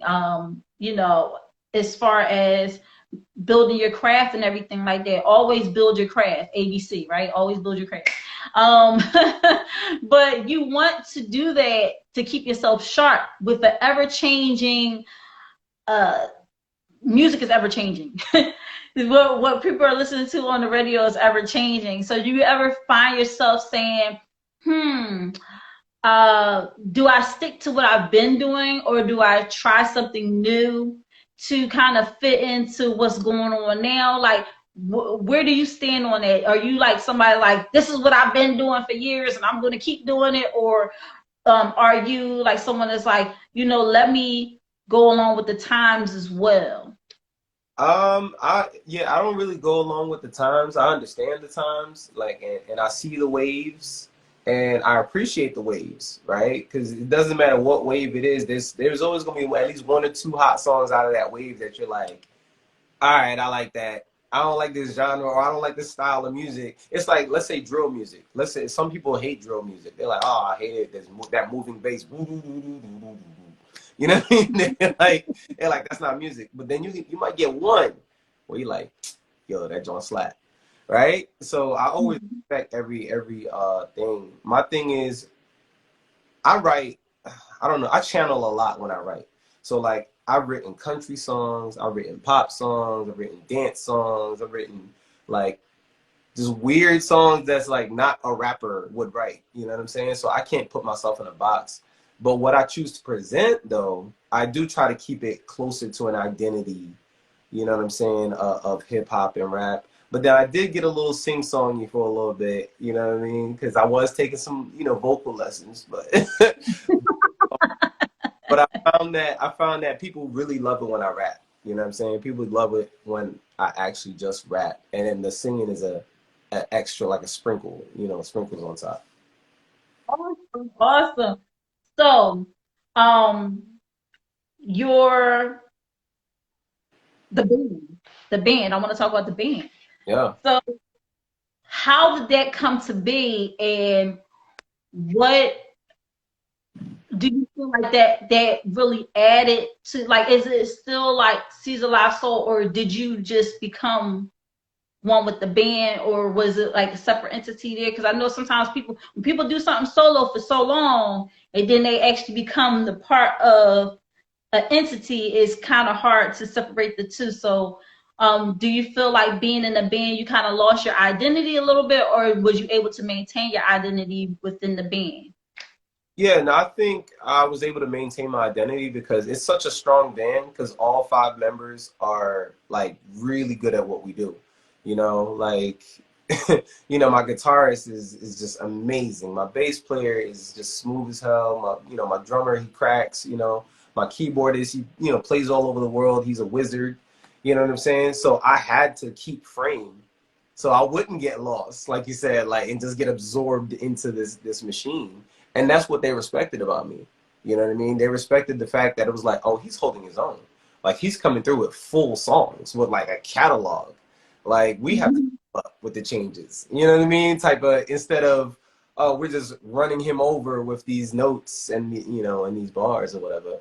So, but yeah, in the beginning, I would say, I came through it with my catalog of songs, but then it really started to become like a mix of everybody creating the song. So it's not me just writing the songs; it's my guitarist writing songs, it's my drummer, it's my keyboardist bringing in songs. You know what I mean? So yeah, nowadays it's very much like it's gelled, like it's XP, it's ex presidents all day. No, shout out their names. We want to know who they are.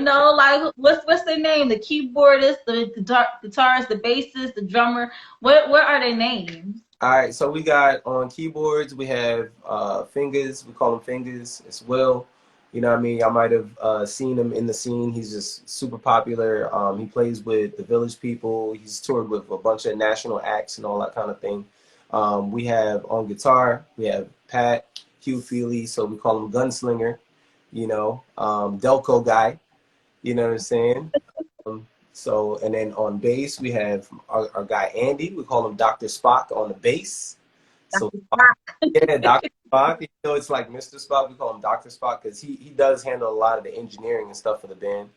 And then we have Bum the Cat on the drums, our guy D. So, just like the sound says, Bum the Cat. know, and, yeah, and even and management is Bomb the Cat's wife, Tiffany Millionaire. So our website, our flyers, she our CD covers, she keeps us looking good. So that's the team right there. Yeah. it's not hard to keep y'all looking good. We need We gonna help. A bunch of make dudes.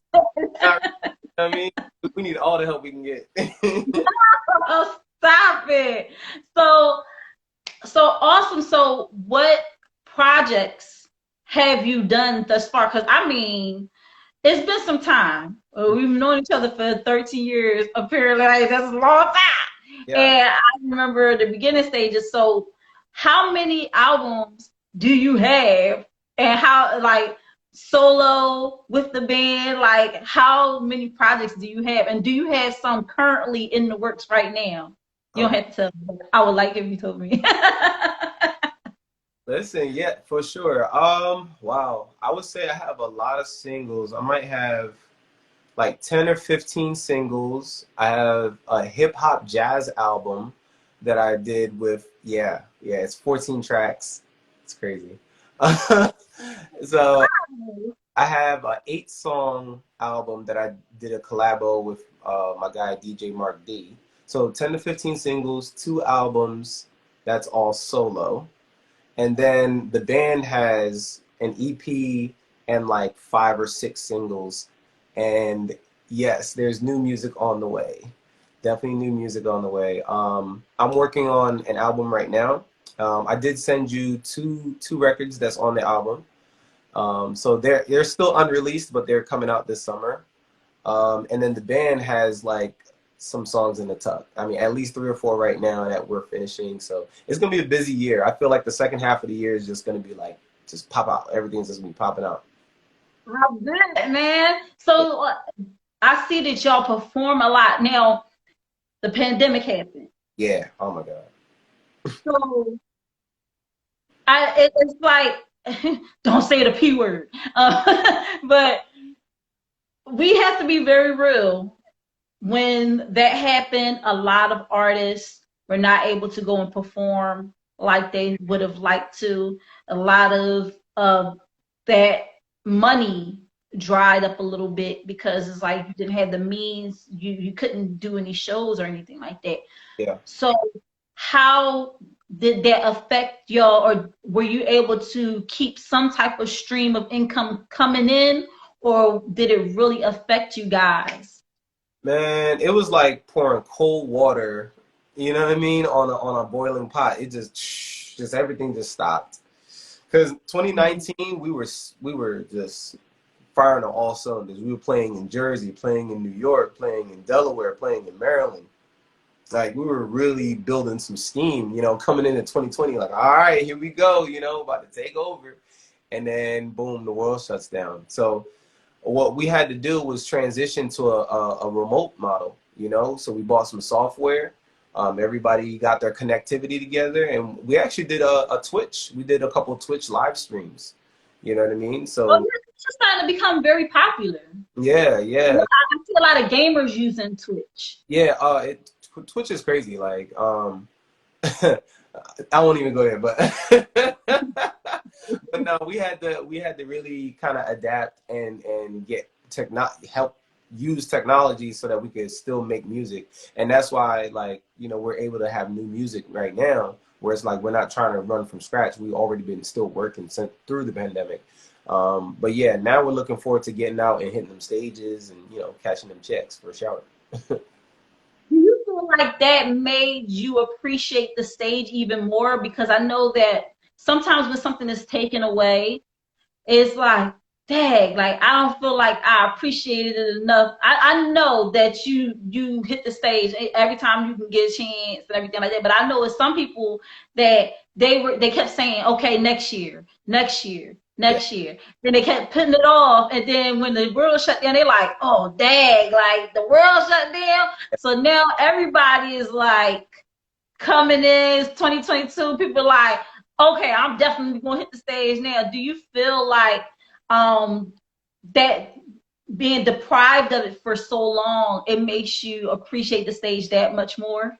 yeah, absolutely, absolutely. Because I mean, it's about the stage, but it's also about going to a new place and seeing new people. You know what I mean? And finding new people that inspire you. You know what I mean? So when you don't have that, Like, you know, like even doing a digital concert, it's different because it's just you in your home or in your studio doing a digital concert to a camera, whereas, you know, you don't have that same feeling when you're in the room with people. So yeah, I definitely, I always appreciate the stage, but yeah, it definitely made me be like, all right, that TLA stage, I'm gonna make it happen. You know what I mean? Before they shut this thing down again, you know? Exactly. So I know you sent me some music through my email, right? Yeah, yeah. But I'm a little ghetto. So I was like, I can't play it on my phone while I'm Oh, doing the live. what about you got a laptop? And I Patient. have a laptop, but it's like I told people before, I don't know how I'm managing to do this show like I'm doing it. I have no Wi-Fi. Okay, I'm What? operating off of data Oh, purely, yeah. and when I play music on my TV, my smart TV, I'm using my hotspot. Oh, So wow. I'm letting you guys know this is a show on a budget for real, okay? Yeah. um, I really, you know, it's all about growth, right? And when I started out, I didn't know where I was gonna go with the show for real, but it has been very successful, so much so that this is the 21st episode, and I'm so happy to have you on. And I like the fact that it's helping me rebuild my connections with people that I haven't spoken to in a long time. Like we haven't spoken in like years, you know. I done had a baby, like he's a baby no more, he's Yeah, six, like it was a lot of time that doesn't pass. that's true. So I just wanted to rebuild my friendships, my connections with people that I love so much that, you know, even though, you know, we've lost touch, I just want to let you know that I'm thinking about you. As soon as I saw you on time, I'm like, yo, I'm about to get him on my show. Like, Word. Hey, but I'm like, wait a minute, I hope he's not too busy because I see you still doing your thing. So I'm like, oh my gosh, like, am I going to be able to have the time to sit down with him and everything like that? Because I know he's a busy man. part of that inner circle. You know what I'm saying? So, yeah, yeah, yeah. Marathon Grill alumni. Yeah, yeah. Part of that. So definitely had to make. You know what I mean? That was crazy though. I mean, it was so many people. It's so many people that we was like in the mix with that aren't really doing music now. Yeah. Like they stopped doing music, and it's like, whoa, like what you was what's going on now? Just for people that don't know, I am working on stuff, so don't ask me no more. Don't Ah, ask me no more. I'm letting y'all know I am working on stuff. I'm about to say. It's just on the hush hush. I mean, if y'all want to hear some new stuff, I do have stuff on my IG Live unofficial second album series. If you want to go listen to it there, but it ain't about me right now. All right. Well, I know I keep getting the daggone questions. I just want to let y'all know that it's in the works. Stop asking me. All right. But Caesar Lasso is our independent artist spotlight for the day, and there's two songs that I wanted to play because I listened to them and I love them. Yeah. Bankroll Ooh. Yeah. and Out of My Head. I wanted to play Yeah. both of those. I hope that's okay with you. No, they're great. I love them. I put those out last year. I think. Yeah, last year. That's very, very new music. And the visual is crazy. He does have a YouTube channel, y'all. So when y'all hop off of this live, you know, go follow him on Instagram and also go over to his YouTube, show him some love on his YouTube channel, Caesar Soul, and subscribe, like, share, comment, you know, all those great things. Positive vibes only, people. Because this guy is working super hard and he's sharing his gift with y'all. And that's why I do this. I want to spotlight those who are sharing their gift with us, you know, because you could just be like, you know, I do music, but I ain't going to put it out, or Right. There's I'm going to keep it in like the vault somewhere. You know, like everybody think I do, but I really do be putting it out there, but people they don't be checking for me. But definitely, you know, you work hard, you bring us very quality music every time. The engineering is like, what? Thank you. I actually mixed those myself. That's what I'm talking about. See, I need to take a class so I can do all this stuff, because I think, because even Mariah Carey said in her master class, it was like a little clip that she did, but she said, you know, when she went into the studio, she knew like what she wanted to do, and because her voice is also an instrument, she was able to tell people, you know, she got that high register, so she was able to tell even the horns and everything, like where she wanted them to go. Right. And that's crazy. She was doing it with her vocals, and then also being in the studio and knowing, okay, I want that to sound like this, so I take that reverb off, or you know, Yeah. that sounds a little funky. There's a little bit of a delay there that's not supposed to be there. You know, being able to pick up on that stuff while you're there, it makes you that much more of a commodity, and that much more of people want to work with you, because they like, you know what you're talking about. Yeah. And for you to engineer your and mix down your own stuff, it saves you time, saves you money. Yeah. Just having that, you know, that access is everything. To know those things and being able to know what you want to sound like and what you want your audiences to hear when they hear your music, and then just be able to do it yourself is amazing. Like I already knew that you was the first to be record with when you wrote that song, and I was like, and you was like, I heard your voice on it, but I'm not sure this, that, third. And it caused me to step out of the box.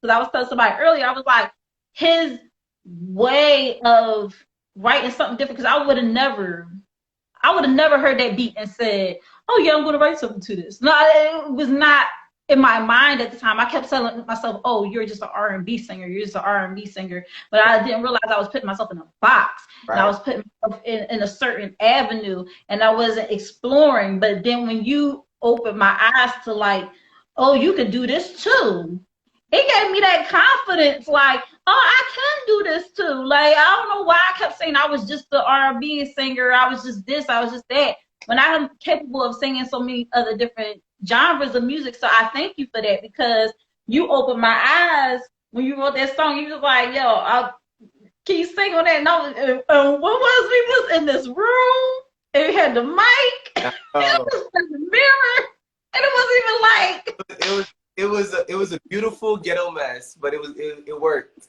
It did the thing. It did the trick, right? And the fact that my dad was even like, yo, I really like that song, and he wanted to play it all the time. And I think he probably wore that CD out, and he just don't want to tell me. But he always is open, and my dad is like one of my biggest critics. So, and my dad like it, man, like other than myself. When my dad like it, then you know, like you did good, right? So That record, man, I'm like, oh my God, I'm gonna have to dig out an old computer to find that. but it was just like, it was crazy how he reacted to it. He was just so like blown away. He was like, I've never heard you do anything like this before. This is so refreshing. This and that. So just to know that I was able to do something different, and you were very encouraging. You was like, yeah, you could do this. You could do this. And that's another thing, y'all. Like, what I will say about Caesar Live Soul is that he is very encouraging. He does not make you feel like, oh, he doesn't make you feel weird. You know, exploring different things with your voice and doing different things. He encouraged you to step out of the box and everything like that, because he is stepping out of the box. Every time he takes the stage, he's stepping out of the box. He's doing something different. He's doing something creative. He's very much that. So I want you to, before I even play Bankroll, I wanted you to tell me, where were you at, like, as far as like mentally when you wrote Bankroll? Like, where were you at mentally? Where was you Good just That's a really cool. So I wrote Bankroll last summer, and I did not have a big bankroll in my pocket at the time. But what I did have was plans to start a new business. I was frustrated with my job. I didn't like how little pay for how much work I was doing. And I think I was just trying to transport myself to the point where I had worked all those issues out, and now I got a big bankroll in my pocket, and now I'm taking off like a rocket. You feel me? So it's like, you know what I mean? And then even in the song, even in the verse, I take it from, I give you a little history, like a little tour, made a team down in Philly, came up out of Brooklyn, you know what I mean? And take you through the whole vibe of what it takes for success. You know what I mean? So I was actually in like a frustrated place, but I wrote a song to kind of get me out of that mood. So that's what that song is about. So here, without further ado, we're gonna play Bankroll. I know it's weird, but would you be able to like mute on your side? Because I want the music to come through real clear. All right. So I got that it comes through real clear. I know that sounds so ghetto. I'm so ghetto, y'all. I'm gonna get it together, y'all. I'm gonna get it together one of these days. I'm gonna have like better cameras and all that stuff. Nah, so when you run for the streets, I got you.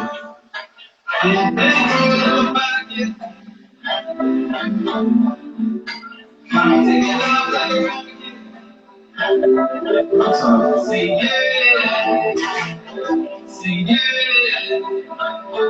yeah.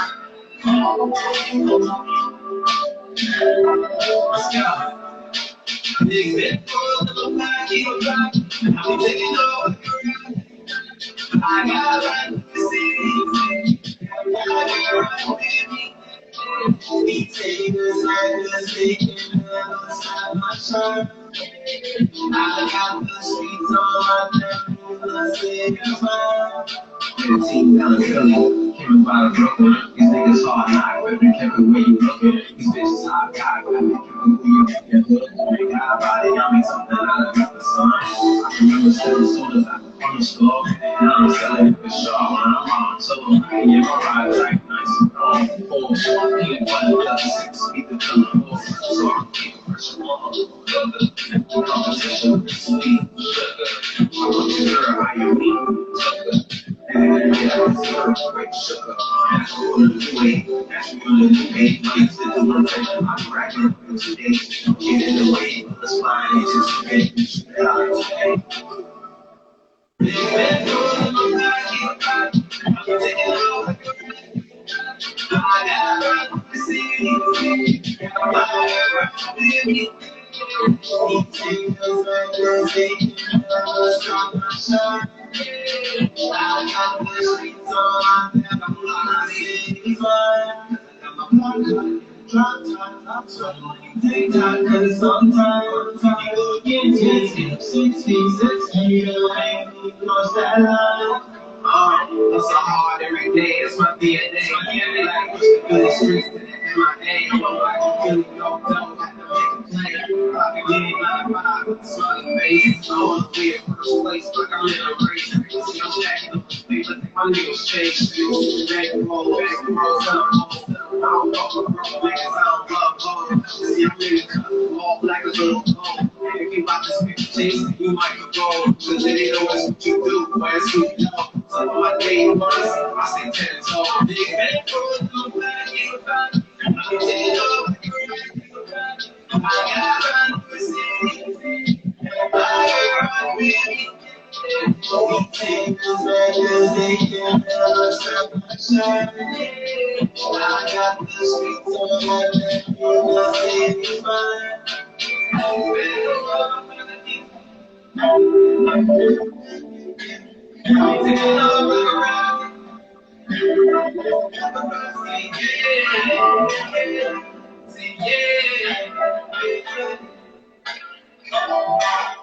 Just want everybody to sit down. It's on the way up. Keep going. Wow, that was fun. Way fun, right? That I'm was, telling you. So that is so encouraging because it's like I can feel like I'm I got a big bankroll in my pocket even though I'm broke. Like yeah, yeah. I just paid my bills. I ain't got no money like that. But I'm gonna listen to bankroll real quick because I'm gonna get back there. I'm gonna get back on top. Point. Just knowing that you know what I mean, where you at right now is not where you always gonna be. You know what I'm saying? Knowing that it's gonna get better. So envision that. That's that inspirational stuff right there, man. The inspirational stuff is always a message within a message, you know. Like somebody initially listening to it might be like, oh, he just talked about, you know, having money. But it's so much more than that. It's layers to your all your music and your lyrics and everything like that. I just want to ask you, was the sound really clear? Like, was it good on my end? Like, it Yeah, no, came through good? it wasn't chopping out. It wasn't coming out. You know what I mean? Getting choppier. Cool. Awesome. Awesome. So, cause you know I gotta do you justice, honey. I gotta make sure they hear this music, honey. Word, All word. right. So the next song we're gonna play is "Out of My Head." So, what is the backstory on "Out of My Head"? Wow. Out of my head, I was in a different headspace at that time. I was writing a lot of, I wouldn't call it R&B, love songs. I was writing a lot of love songs at the time. Um, I don't know. It's kind of funny because like some people who were close to me at the time, they were like, "Why are you writing all these like love songs, these girl songs? Who you writing it for? Who you writing about?" And because I didn't really have nobody at the time, so it's just like I don't know. It was just coming to me though. You know what I mean? So I found this producer. He's a Russian producer, and me and him just linked, and I was like, "Yo, I really like that beat. Can you send it to me?" He was like, "Okay, sure." You know what I mean? He's I'm in St. Petersburg, whatever. I'm like, "That's what's up. This is the world we live in. This dude's in Russia. I'm all the way over here. Send me that beat." you know. And then it just turned into this big type of pop record. I'm doing some singing on there. My sister has background vocals on there. Oh, okay. All Yes, right, just come through with the background vocals. yes, yes. So it just came together, and the mix came together so well. Like don't get me wrong. I go to the engineer still. I go to the studio still. But that was a particular time that everybody was in the house. So I was like, all right, I still want to work. So that's how I ended up mixing that. But yeah, I was in a headspace of just writing a bunch of love songs, and I was just like, man, that feeling that you just can't get that person out of your head. That's that. Damn, I just texted them, or I just seen them, but now I'm thinking about them again. Now I'm at work and I'm still thinking about them. Like I can't get them out of my head. Like I was just trying to, express that. I think one of the videos, because I was perusing your page today, and one was like me. I'm not thinking about it, and then it was like also me. I saw that. I was like, oh. You How many of us have been there? Like, ain't think about like, you cranking up your favorite sad love song, like oh man, I was trying not to think about this person, man. It's crazy, but we've all been there. So as soon as I saw that, I was like, I know exactly what you're talking well, about. I didn't even have to say nothing. Everybody knew. So I'm gonna play Out of My Head. So everybody can hear this. Love the song. So here we go. Word.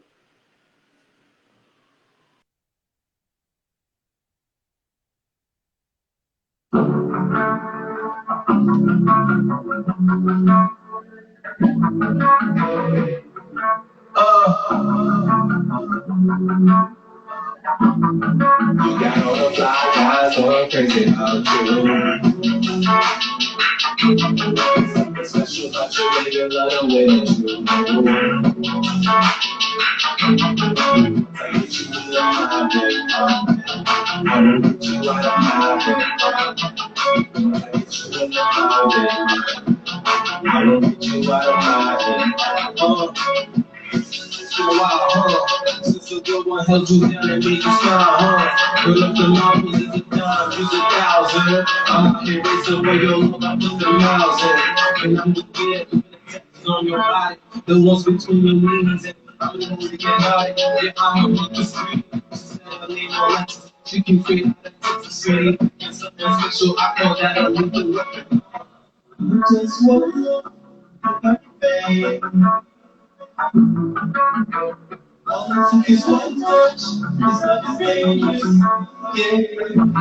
Cause you got all my guys going crazy about you. Something special about you, make you love it when you get you in my bed. I'm gonna get you out of my way. Out of my way. In the light of my way. Out of my way. Yeah. So that's how I hold you now. Cause I be the one that lift you and also hold you down. The way you walk, the way you talk, the you deserve a crown. And it's no capping, it's like magic when you stepping out. Let's have a conversation, body language, how it sound. I keep it close, but the emotions got me ripping now. I'm trying to when I was down and I tripled down. You know what things look like. You sound like you're on Lisa. Popping tags, popping bags, and we pick up here. Hey baby, you're my fire wine, I'll be with sativa. Cause I'll be more than what you want. Cause you know I need it. So let's make this official. I've been around the city. I need it now. I'm all out of it.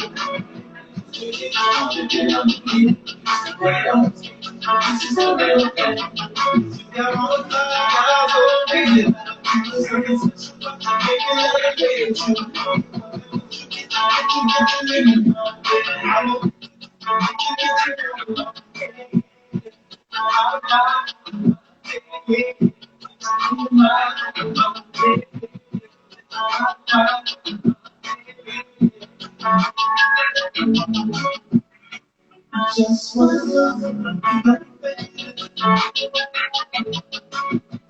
oh, it's one touch, it's something yeah,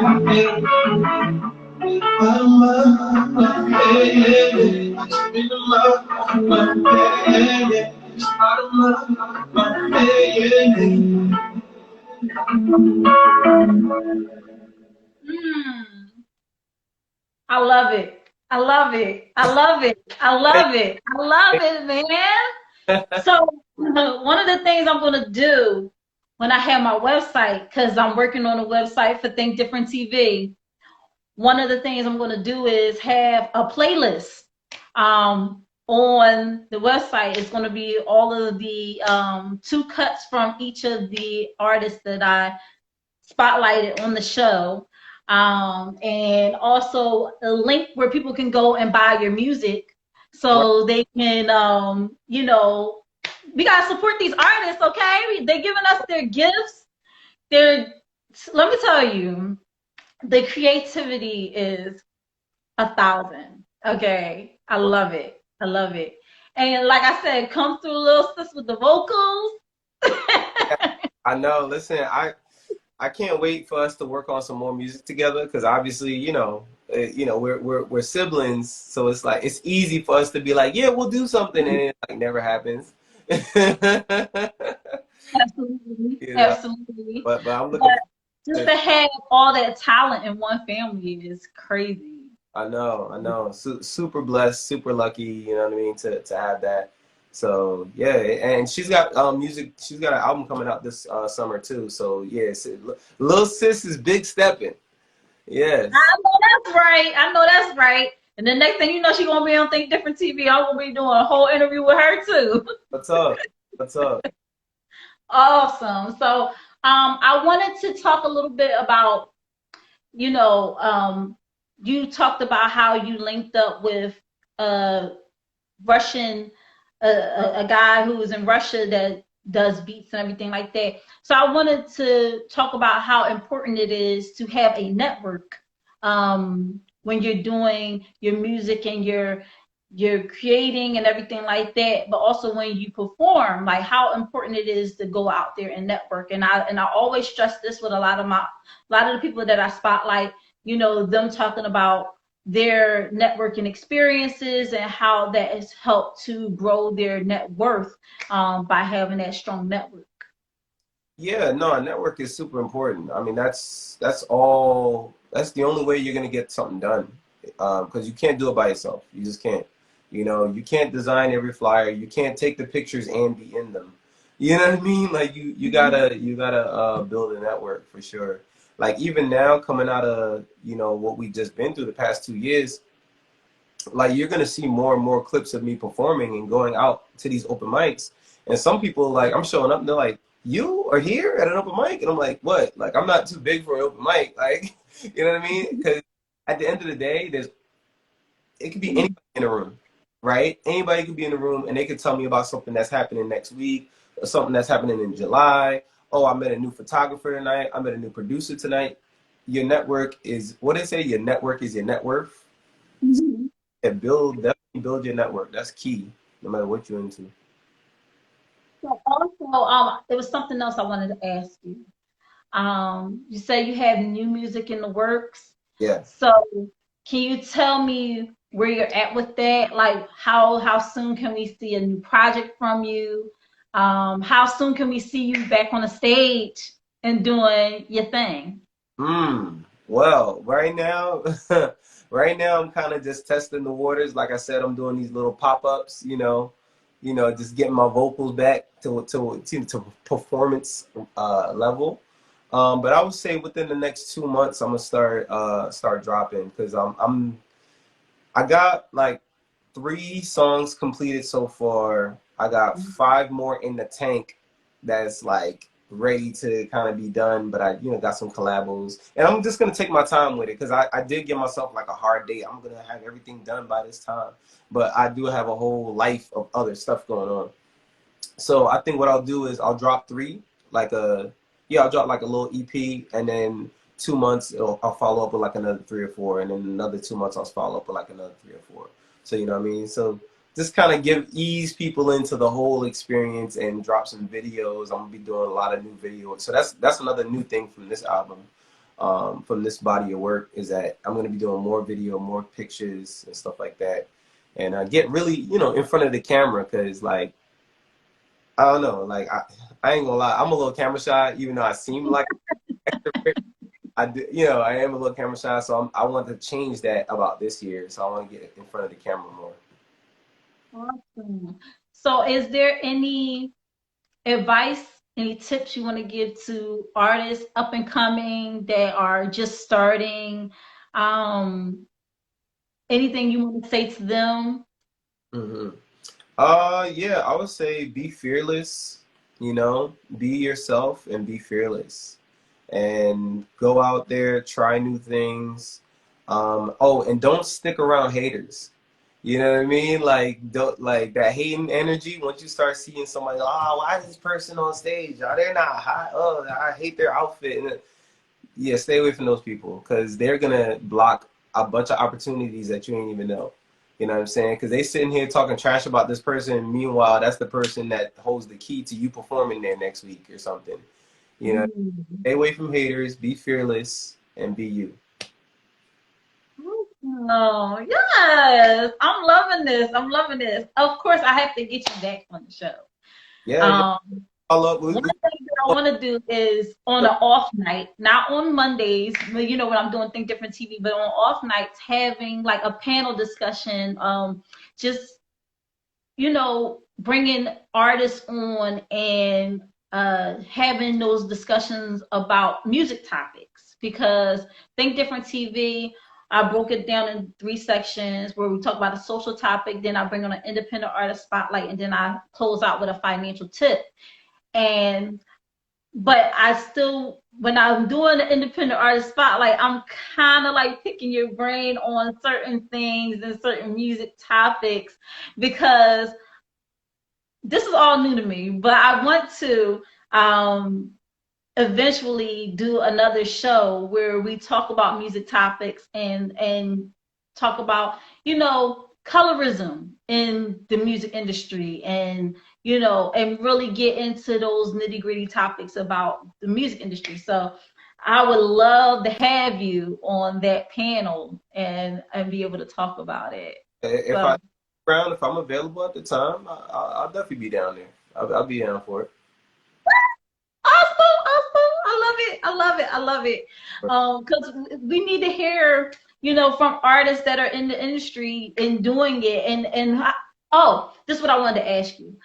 As an independent artist, do you feel you have more control over what you're able to produce and put out there, and is that more comfortable for you? Because I know, when we're young, we're like, I want to be signed and have a record deal and this and the third. Like, was that ever your goal, or was it like just creating music and just doing what you love to do, and then eventually it became this? Or like, what was your mindset as far as like where you wanted to go? What was the end game for you? My thing was I always wanted distribution. I came in the game with my own record label. Like I was like Live Soul Records. I'm gonna put out my own records, but then I also realized like, okay, but I need distribution. I need to be able to get it to all over the nation and stuff like that. So that's what I focused on. And I did some stuff with Clear Channel, to be able to get a couple of my singles on the radio. I did something with that hip hop jazz album was with a French label. It was actually a French label who did that distribution on that. And so I ended up, my songs get played in France. So yeah, my thing is always like ownership. So I've always had the independent model, but I always recognize that I need partners to get it out to the proper channels. Awesome. Awesome. So I thank you so much, Caesar Live Soul, for joining us tonight. Y'all gotta go and follow him, livesoul.x, right here on Instagram. Make sure y'all go check him out on his YouTube channel. Subscribe, like, share, comment, listen to his music. His music is available on all streaming platforms, so go and support him. Check him out. Is there anything that I missed? Just like I said, this is just scratching the surface right now. You know what I mean? Just got some stuff brewing. There's gonna be a lot more coming up. I appreciate you having me on. It's all love. I really appreciate it. Thank you. And I appreciate you. Thank you so much. And we will be chatting more. Guys, I'm about to go into my sponsors, but once again, y'all got to go and follow this young man. He is sharing his gift. Make sure y'all go out there and y'all support him. And, run the lights up, honey. Run the lights up. You know what? I'm sorry. I said hit us with these lights. These lights, man. Go there and listen to his music. He's an amazing, amazing artist. He's a really close friend of mine. Y'all gotta go and do what y'all do. All right. So thank you so much, Caesar Live Soul. I appreciate you, and we will talk again very, very soon. Thank you for being on Think Different TV. Peace. So guys, how amazing is he, right? He was able to sit up here and give us, insight on how it is being an artist, how it was going through the pandemic. A lot. We got a lot out of that interview, and I was so grateful that he was able to spend time with me on my show, Think Different TV, which is every Monday night at 9 p.m. Eastern Standard Time, right here on IG. I am so excited to just be able to talk with him. I haven't spoken in a long time, so this was like my way of being like, hey friend, how have you been? So definitely thank you so much, Caesar Live Soul, for taking the time out and being on the show. Make sure y'all go and follow him. Yet again, I'm going to shout him out once again, livesoul.x, right here on Instagram. Go on his YouTube channel, Caesar Live Soul, and subscribe, like, share, comment, and make sure that you support this artist. He's available. All his music is available on all streaming platforms. So go out there, Spotify, iTunes, Google Play. Like, just go and get it, cop that. So we're coming over. We're at 11:20, y'all. It's like time flies when you having fun. I love doing my show, yo. I love doing this. And I get a little sad when it's about to end because I'm going to do my sponsors, then I'm going to my financial tip, and then I have to wait until next week to see y'all, you guys. I'm just so sad. All right, hold up. Let me take a sip. So, Think Different TV could not be here without our lovely sponsors. Our sponsors are, I'm slapping my thigh. So, our sponsors are Anointed Ads. Anointed Ads is an award-winning graphic design and website company, 14 years in the making, over 100 websites created.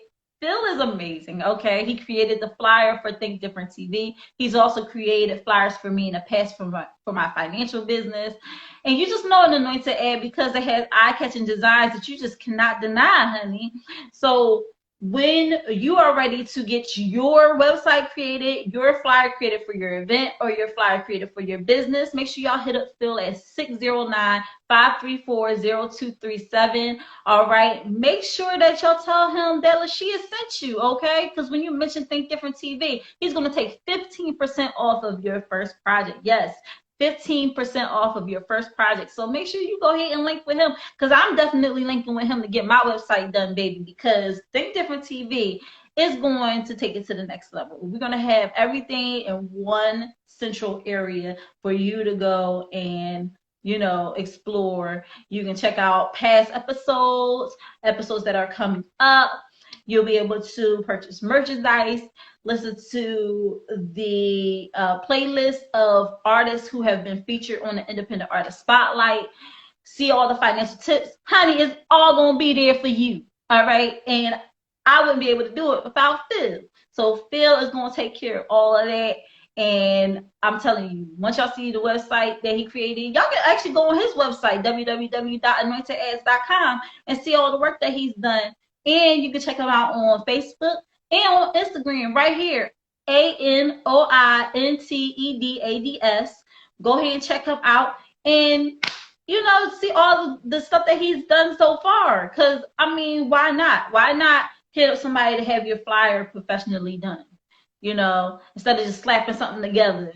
You know, you can have it professionally done by someone who's going to make sure that your flyer pops, okay? We want flyers that pop, gets attention, so that you can get that event and that business out there.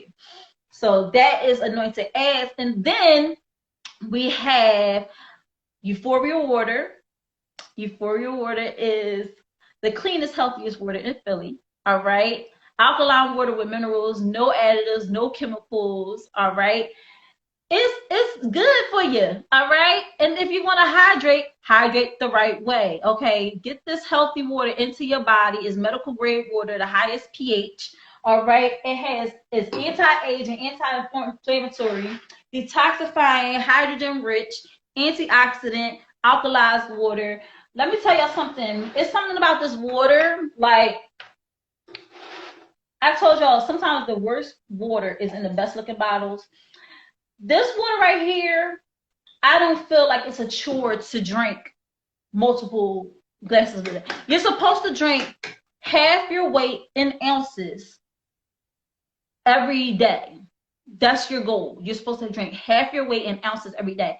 And I don't know about y'all, but when I be drinking those other bottled waters, I'm not going to mention the names, but when I drink those other bottled waters, it feels like such a chore drinking that amount of water in a day. It just feels like, oh my gosh, I gotta drink this water. I gotta, you know, all this stuff, you know. So it's like, oh, I feel so bad because I didn't even have it scrolled down. All these people that joined in. So we had Jay Vegas who joined in, Queen of Two Princesses joined in, J Motone joined in, G&G Pets joined in, Just Joanna joined in, Miss Monroe G joined in, Eway 89 joined in, Barbie joined in, Church for the Wicked broke joined in, AR Brazy joined in, oh wait a minute, wait a minute. It was like Church for the Wicked. Judah Priest was on for a little bit. Seed SVP joined in. Joe Kinney piano joined in.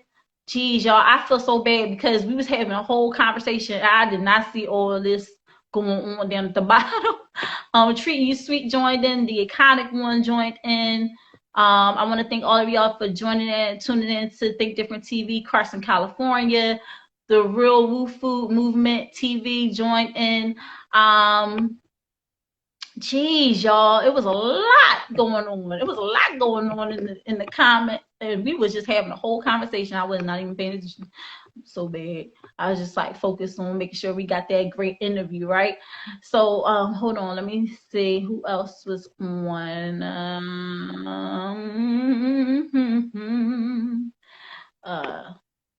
Like I said, Reform Gangster. We had it keeps jumping down to the bottom, y'all. I'm trying to make sure that I shout out everything, everybody that was on. It keeps jumping. Abs,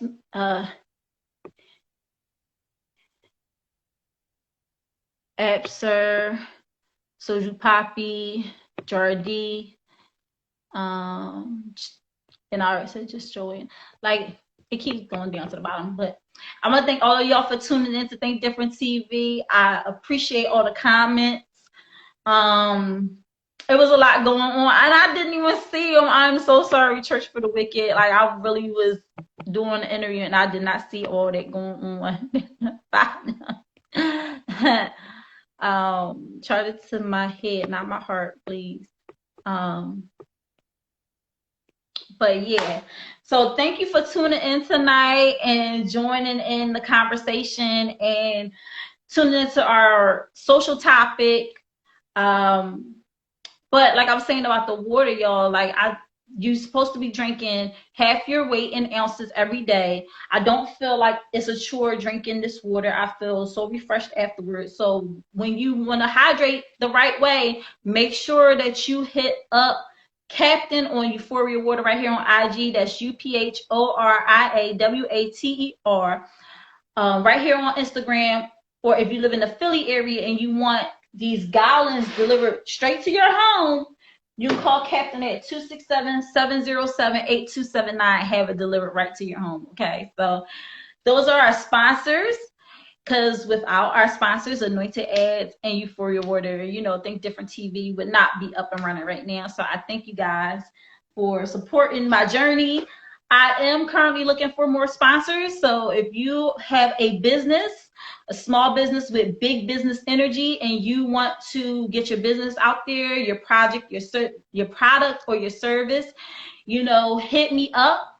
I am doing 5 weeks of sponsorship for only $25.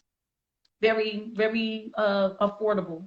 All right. I don't say cheap because it's not cheap.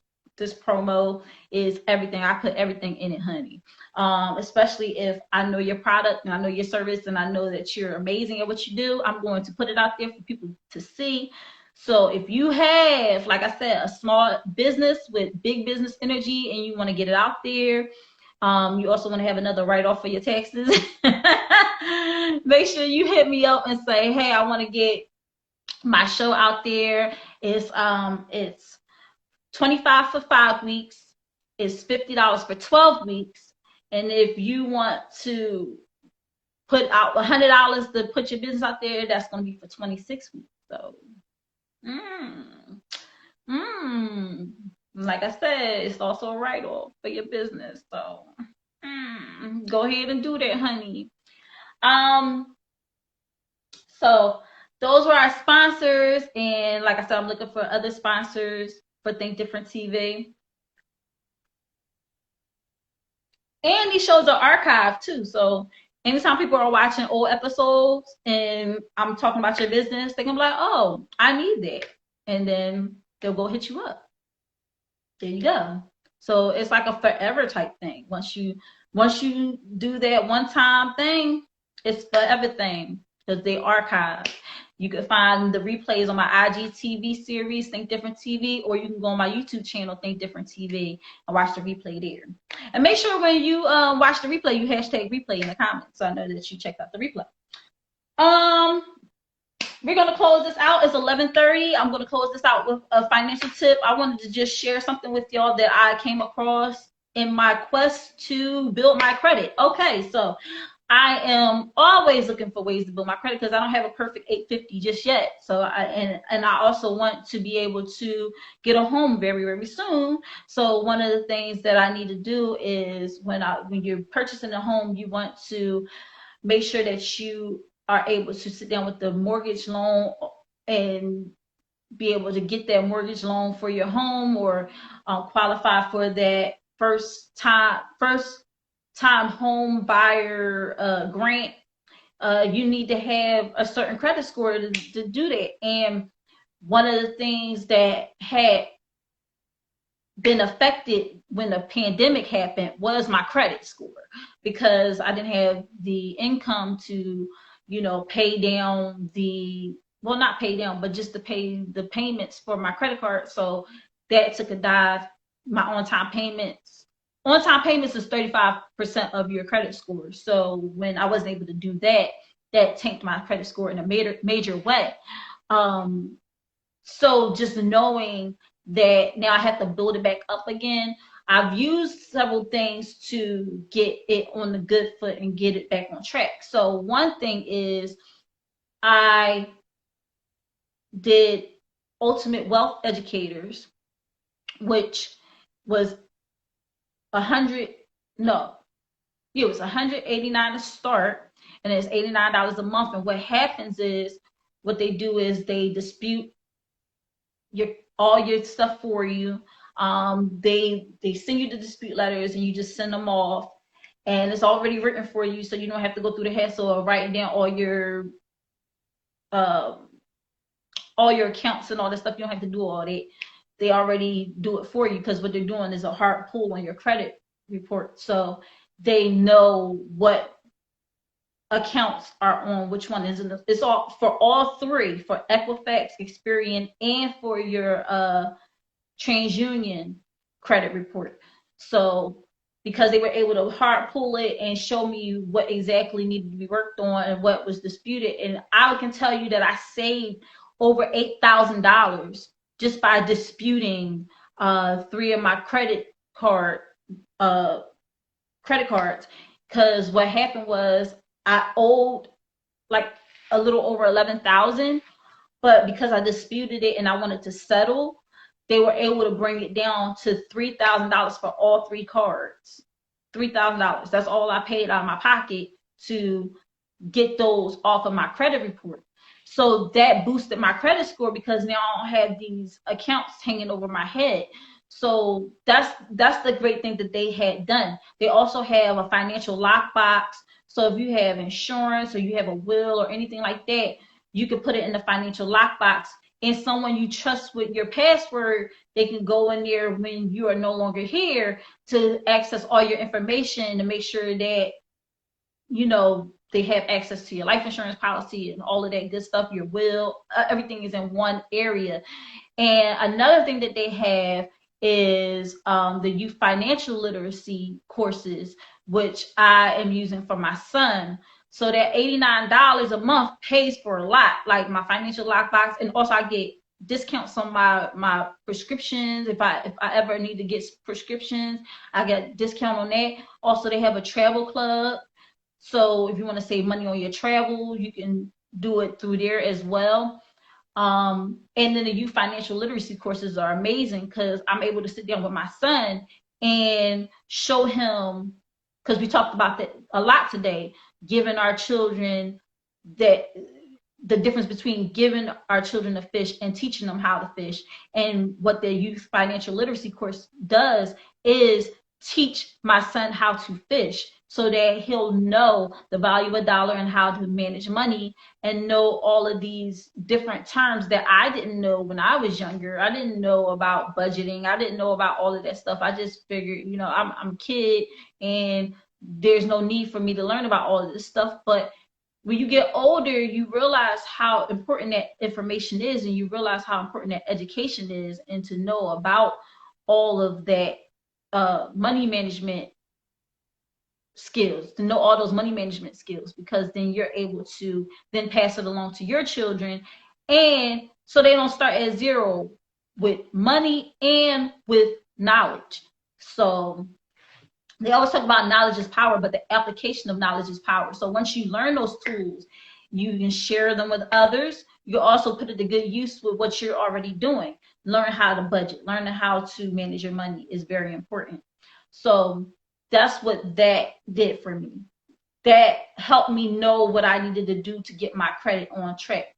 Then I was able to add credit my rent to my report, because I rent, and it sucks that the only time it counts on your credit report is when you get evicted. I've been paying my rent on time for the longest time. I've been here for almost 5 years. So by adding my rent to my credit report, I added history. So now my credit history has been boosted. So that boosts your credit score, because they also want to know the length, the length of your credit history. And then on-time payments, that helped a lot to bring that credit score up. And adding another account brings up my credit score. So just by adding my rent, it boosted my credit score up 127 points or something like that. It was crazy amount of points that it jumped up.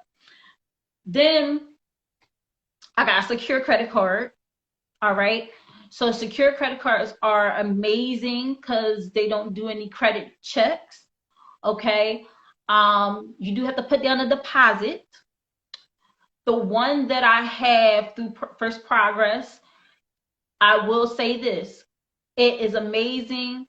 It helped me get my credit score to where it needed to be, so I can then get another secure credit card through Capital One. Now, Capital One has not been my friend because of accounts in the past, but we are now friends again through the secure credit card. Like I said, that First Progress card got me on my way to building my credit and getting it to a point where I was able to then get another secure credit card through Capital One. And the secure credit card through First Progress, it kept me on track as far as on-time payments, and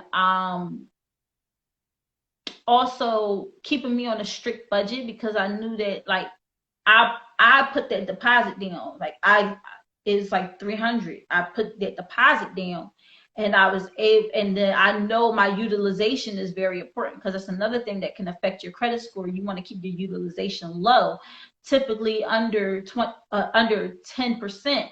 Like, that's ideal.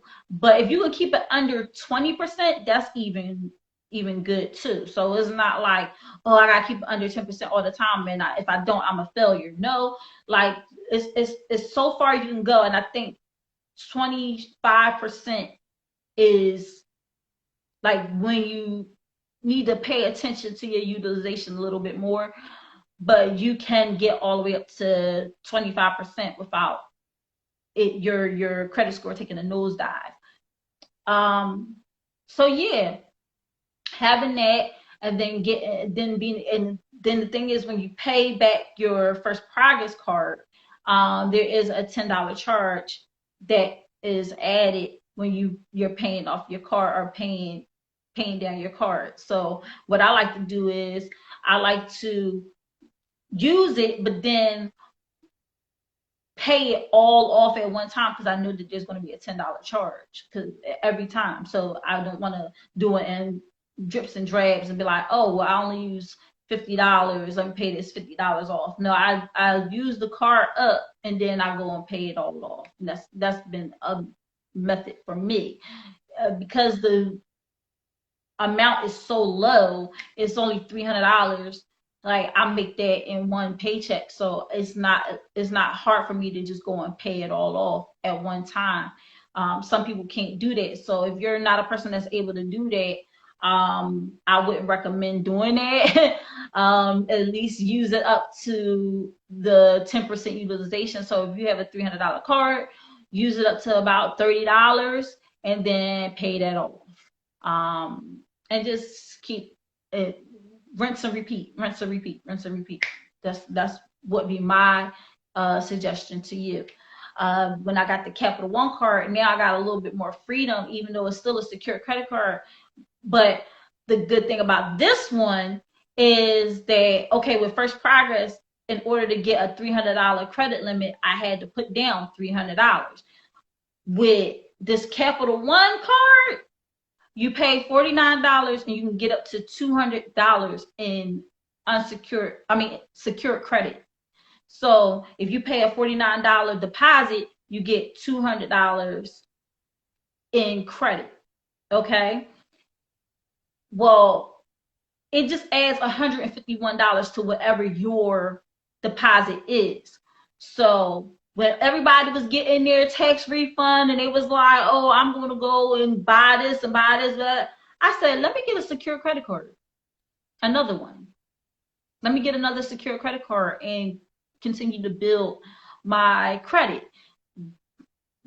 Being signed up under Credit Karma, which I would recommend if you want to just check out what your credit score is. It's free. You sign up for Credit Karma, and Credit Karma gives you suggestions. They give you, when your credit score is getting to a certain level, they'll show you suggestions on maybe a car loan or a credit card or a personal loan that you could take out, and your odds on if you'll be approved or not. So they showed me the Capital One card. It popped up. It said your approval odds are really good with this one. So I said, okay, let me check it out. So I did the form. I checked it out, and I put in for it, and I got it. So I took my tax refund. I took, $700 of it, and I said I'm going to go and I'm going to put it towards a secure credit card so I could build my credit up. And that helped because it's not just $700. They added $151 to it, so it's $851 credit limit. I know it's like an odd number, but it definitely helped build my credit. And when I pay it back, it's not like the First Progress card. Like First Progress card, they give you a $10 charge, and they put a $10-day hold on your balance. But Capital One doesn't do that. Capital One, they don't charge you a fee. And when you pay it, like I say, you pay it on Monday, you're going to see the balance increase by Tuesday or Wednesday. So it's not a long hold at all. So that's going to help build your credit and everything like that. So that's what I like about the Capital One card. But like I said, without my First Progress card, I wouldn't have been able to build my credit to the point where I can get a Capital One secure credit card. And then as I keep building my credit, I'll be able to eventually get an unsecured credit card again, or get business credit, which is what I really want to aim for, because when you have business credit, you can put it towards your businesses, and also you can, build your business credit, and you'll be able to qualify. That's what the word is. Qualify for a lot more things when you have business credit. So that's what I'm working towards. Another thing that I did was did this thing called Kickoff. So Kickoff is spelled Kikoff. So I joined there. I saw the advertisement for it on IG, and I said, you know what? Let me see how this works. So no lie, y'all, it only cost me like $24 to get this thing, and adding that to my credit report boosted my credit score, because I added another good standing account to my credit report. So now with this other good standing account added to my credit report, they added another account So it does matter how many accounts you have open and closed. They would like that all the open accounts be in good standing. And this is one of the accounts that are in good standing. And I just started it. Kickoff has been great. You don't have any actual credit or actual, like, you can't spend nothing off of it or anything like that. But what it does is it keeps your utilization low and on that particular thing. And every time you make an on-time payment, it counts towards your on-time payments on your credit report. So it's boosting your credit score too that way. So Kickoff, I would highly recommend. It's easy to sign up. KIKOFF. Check that out. Credit My Rent. You can ask me more about the program. I can sign you up for that. Also, the Ultimate Wealth Educators. I can sign you up for that as well. All this information is on my KS Legacy Building LLC 1 page. Another thing, I think so far that was the only thing that I really did to build my credit score right now. I'm always looking for other ways to build my credit score. Oh, and I was able to qualify for another loan because my credit score is good. So that's another good standing. I got it through Seed-Fi, which is also a really good program when you want to build your credit and you need like a quick loan. Seed-Fi, that's SEEDFI. You can check that out. It helps. It helps. You get money to spend right then and there. And then also they put money into a savings account on the site. So once you pay off the entire loan amount, you pretty much have this amount that's been in your savings that now you can use because you paid off the entire loan. So that's amazing. No strings attached to it. Once you pay off the loan, it's your money. It's like you pretty much put your money away in savings, and because you got to pay back a loan, you're like, oh, I got to pay back this loan, or I keep these payments up for this and the third. But the light at the end of the tunnel is that majority of that money that you paid back, you're really just putting into a savings account for yourself that you can't touch. And it helps someone that is not disciplined and not good about managing their money. It helps because then you're like, okay, I'm paying this thing off, to build my credit.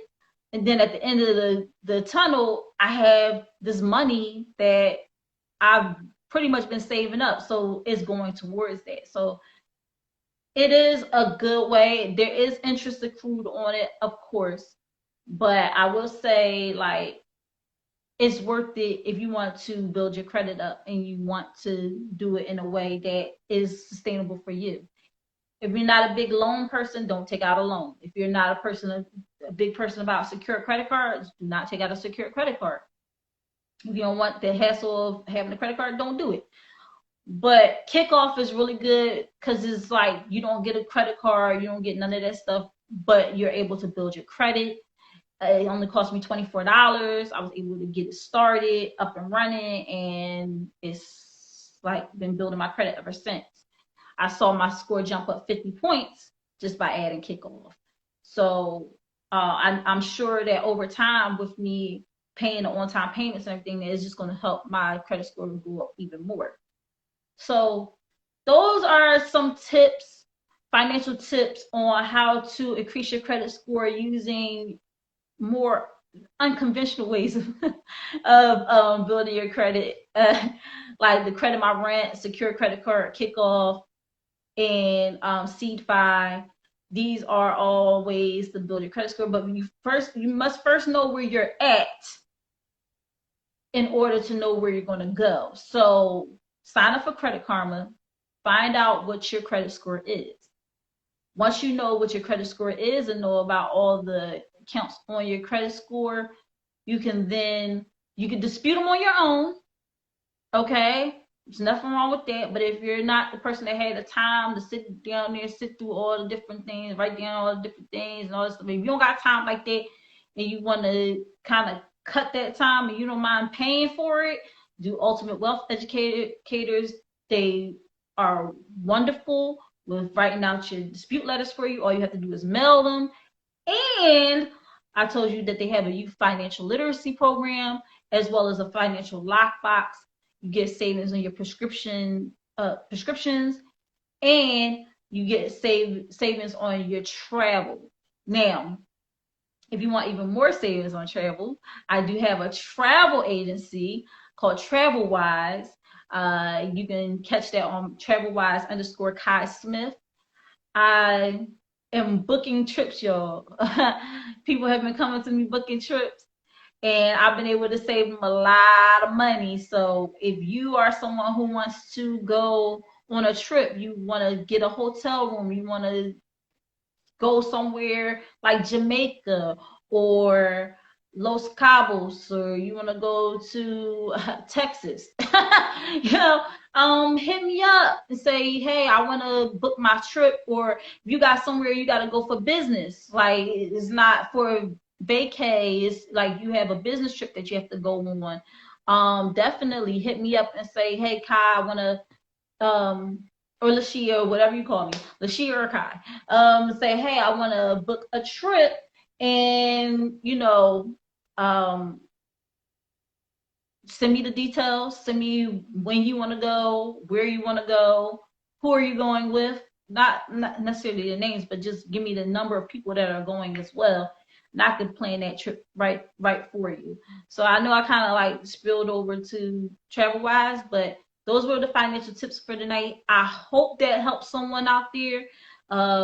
In order to know more about them, you can hit me up my KS Legacy Building KS Legacy Building LLC 1 page, or you can just hit me up in my DM here and say I need more information, because I'm always willing to share information with you guys, provided that it's within the scope of what I do.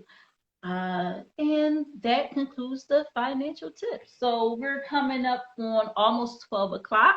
Oh my gosh, time is just going by so fast. Then I gotta wait until next week. So next week's topic is, oh crap.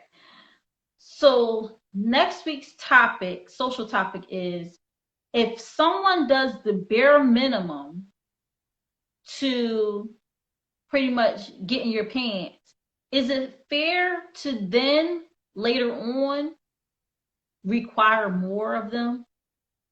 Meaning, if someone did the bare minimum, didn't take you out or nothing, okay, women, women, we kind of like, when we want to have sex with somebody, yeah, that person, that the vibe is very strong. Okay. If the guy didn't do anything to get in your pants, is it fair of you to then say, oh, you don't never take me out nowhere, you never, like, I ain't never had to take you out nowhere before, why all these changes? Or men, if the woman didn't, if you was giving her money and she ain't give up the cookie, and then later on you talk about some, I'm trying to hit that, and she like, no, I ain't trying to, like, can you really be mad? Because you pretty much was just giving up the money without her having to even do anything for it. So now, is it fair of you to ask for more? That's the topic for next week. And I'm interested to see what y'all got to say about it. I'm also interested to see what y'all have to say about this week's topic, which is, should wealth from a parent just be passed down to the children, just given to their children? Or, is there another way we can do that? All right. So sad. But I must close out the show. And I have to close out the show with my sponsors, because without Think Different TV, which airs every Monday night at 9 p.m. Eastern Standard Time, right here on IG Live, hosted by LaShia. But my sponsors, Think Different TV, would not be here. So I'm going to shout out my sponsors. My sponsors are Anointed Ads, an award-winning graphic design website company, 14 years in the making, over 100 websites created. You just know an Anointed Ad because it has eye-catching designs that you just cannot deny. Anointed Ads has created the flyer for Think Different TV. Also, Phil of Anointed Ads has created financial flyers for me in the past for my financial business. So he's good with creating flyers for events, businesses, whatever you need. He's also going to help me with my website for Think Different TV. So when you're ready to get your website done, your flyer created for your business, your flyer created for your event, make sure you hit up Phil at 609-534-0237 and get that started today. All right. When you mention Think Different TV, tell him LaShia sent you. He'll take 15% off of your first project. So you want to take advantage of that great deal. Okay. And he does amazing work. So why not? Okay. He's a small business with big business energy. You want to, he got that BBE, that big business energy. All right. So you want to go and show him so much love. All right. And then we have Euphoria Water. Euphoria Water is the cleanest, healthiest water in Philly. All right. Alkaline water with minerals, no additives, no chemicals.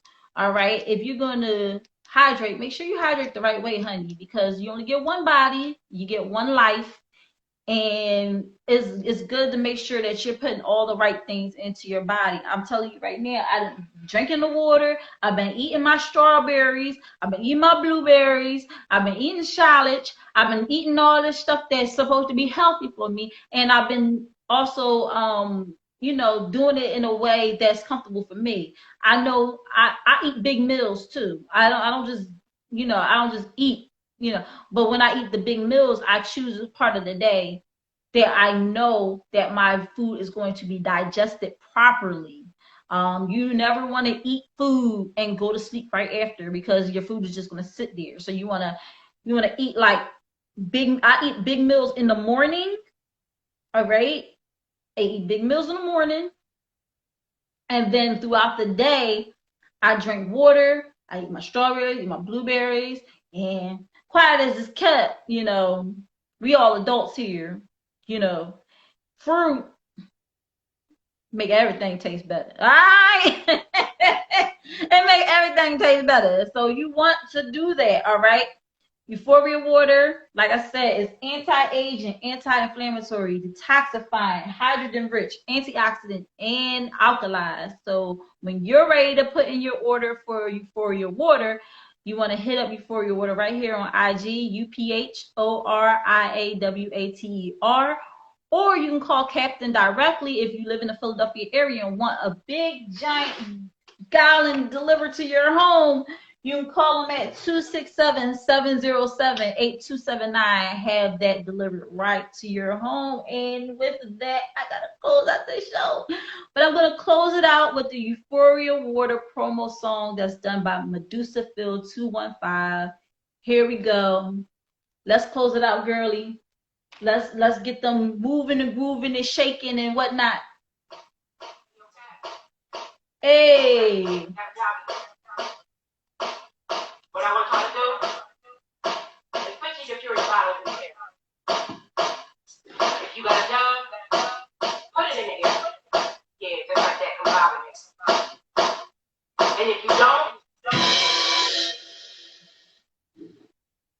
I want you to go over there and get a sip of milk. You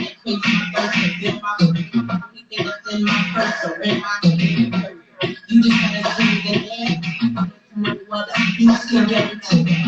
Face flow, everybody not tight. Energy let me so elevate higher. Energy let me so elevate higher.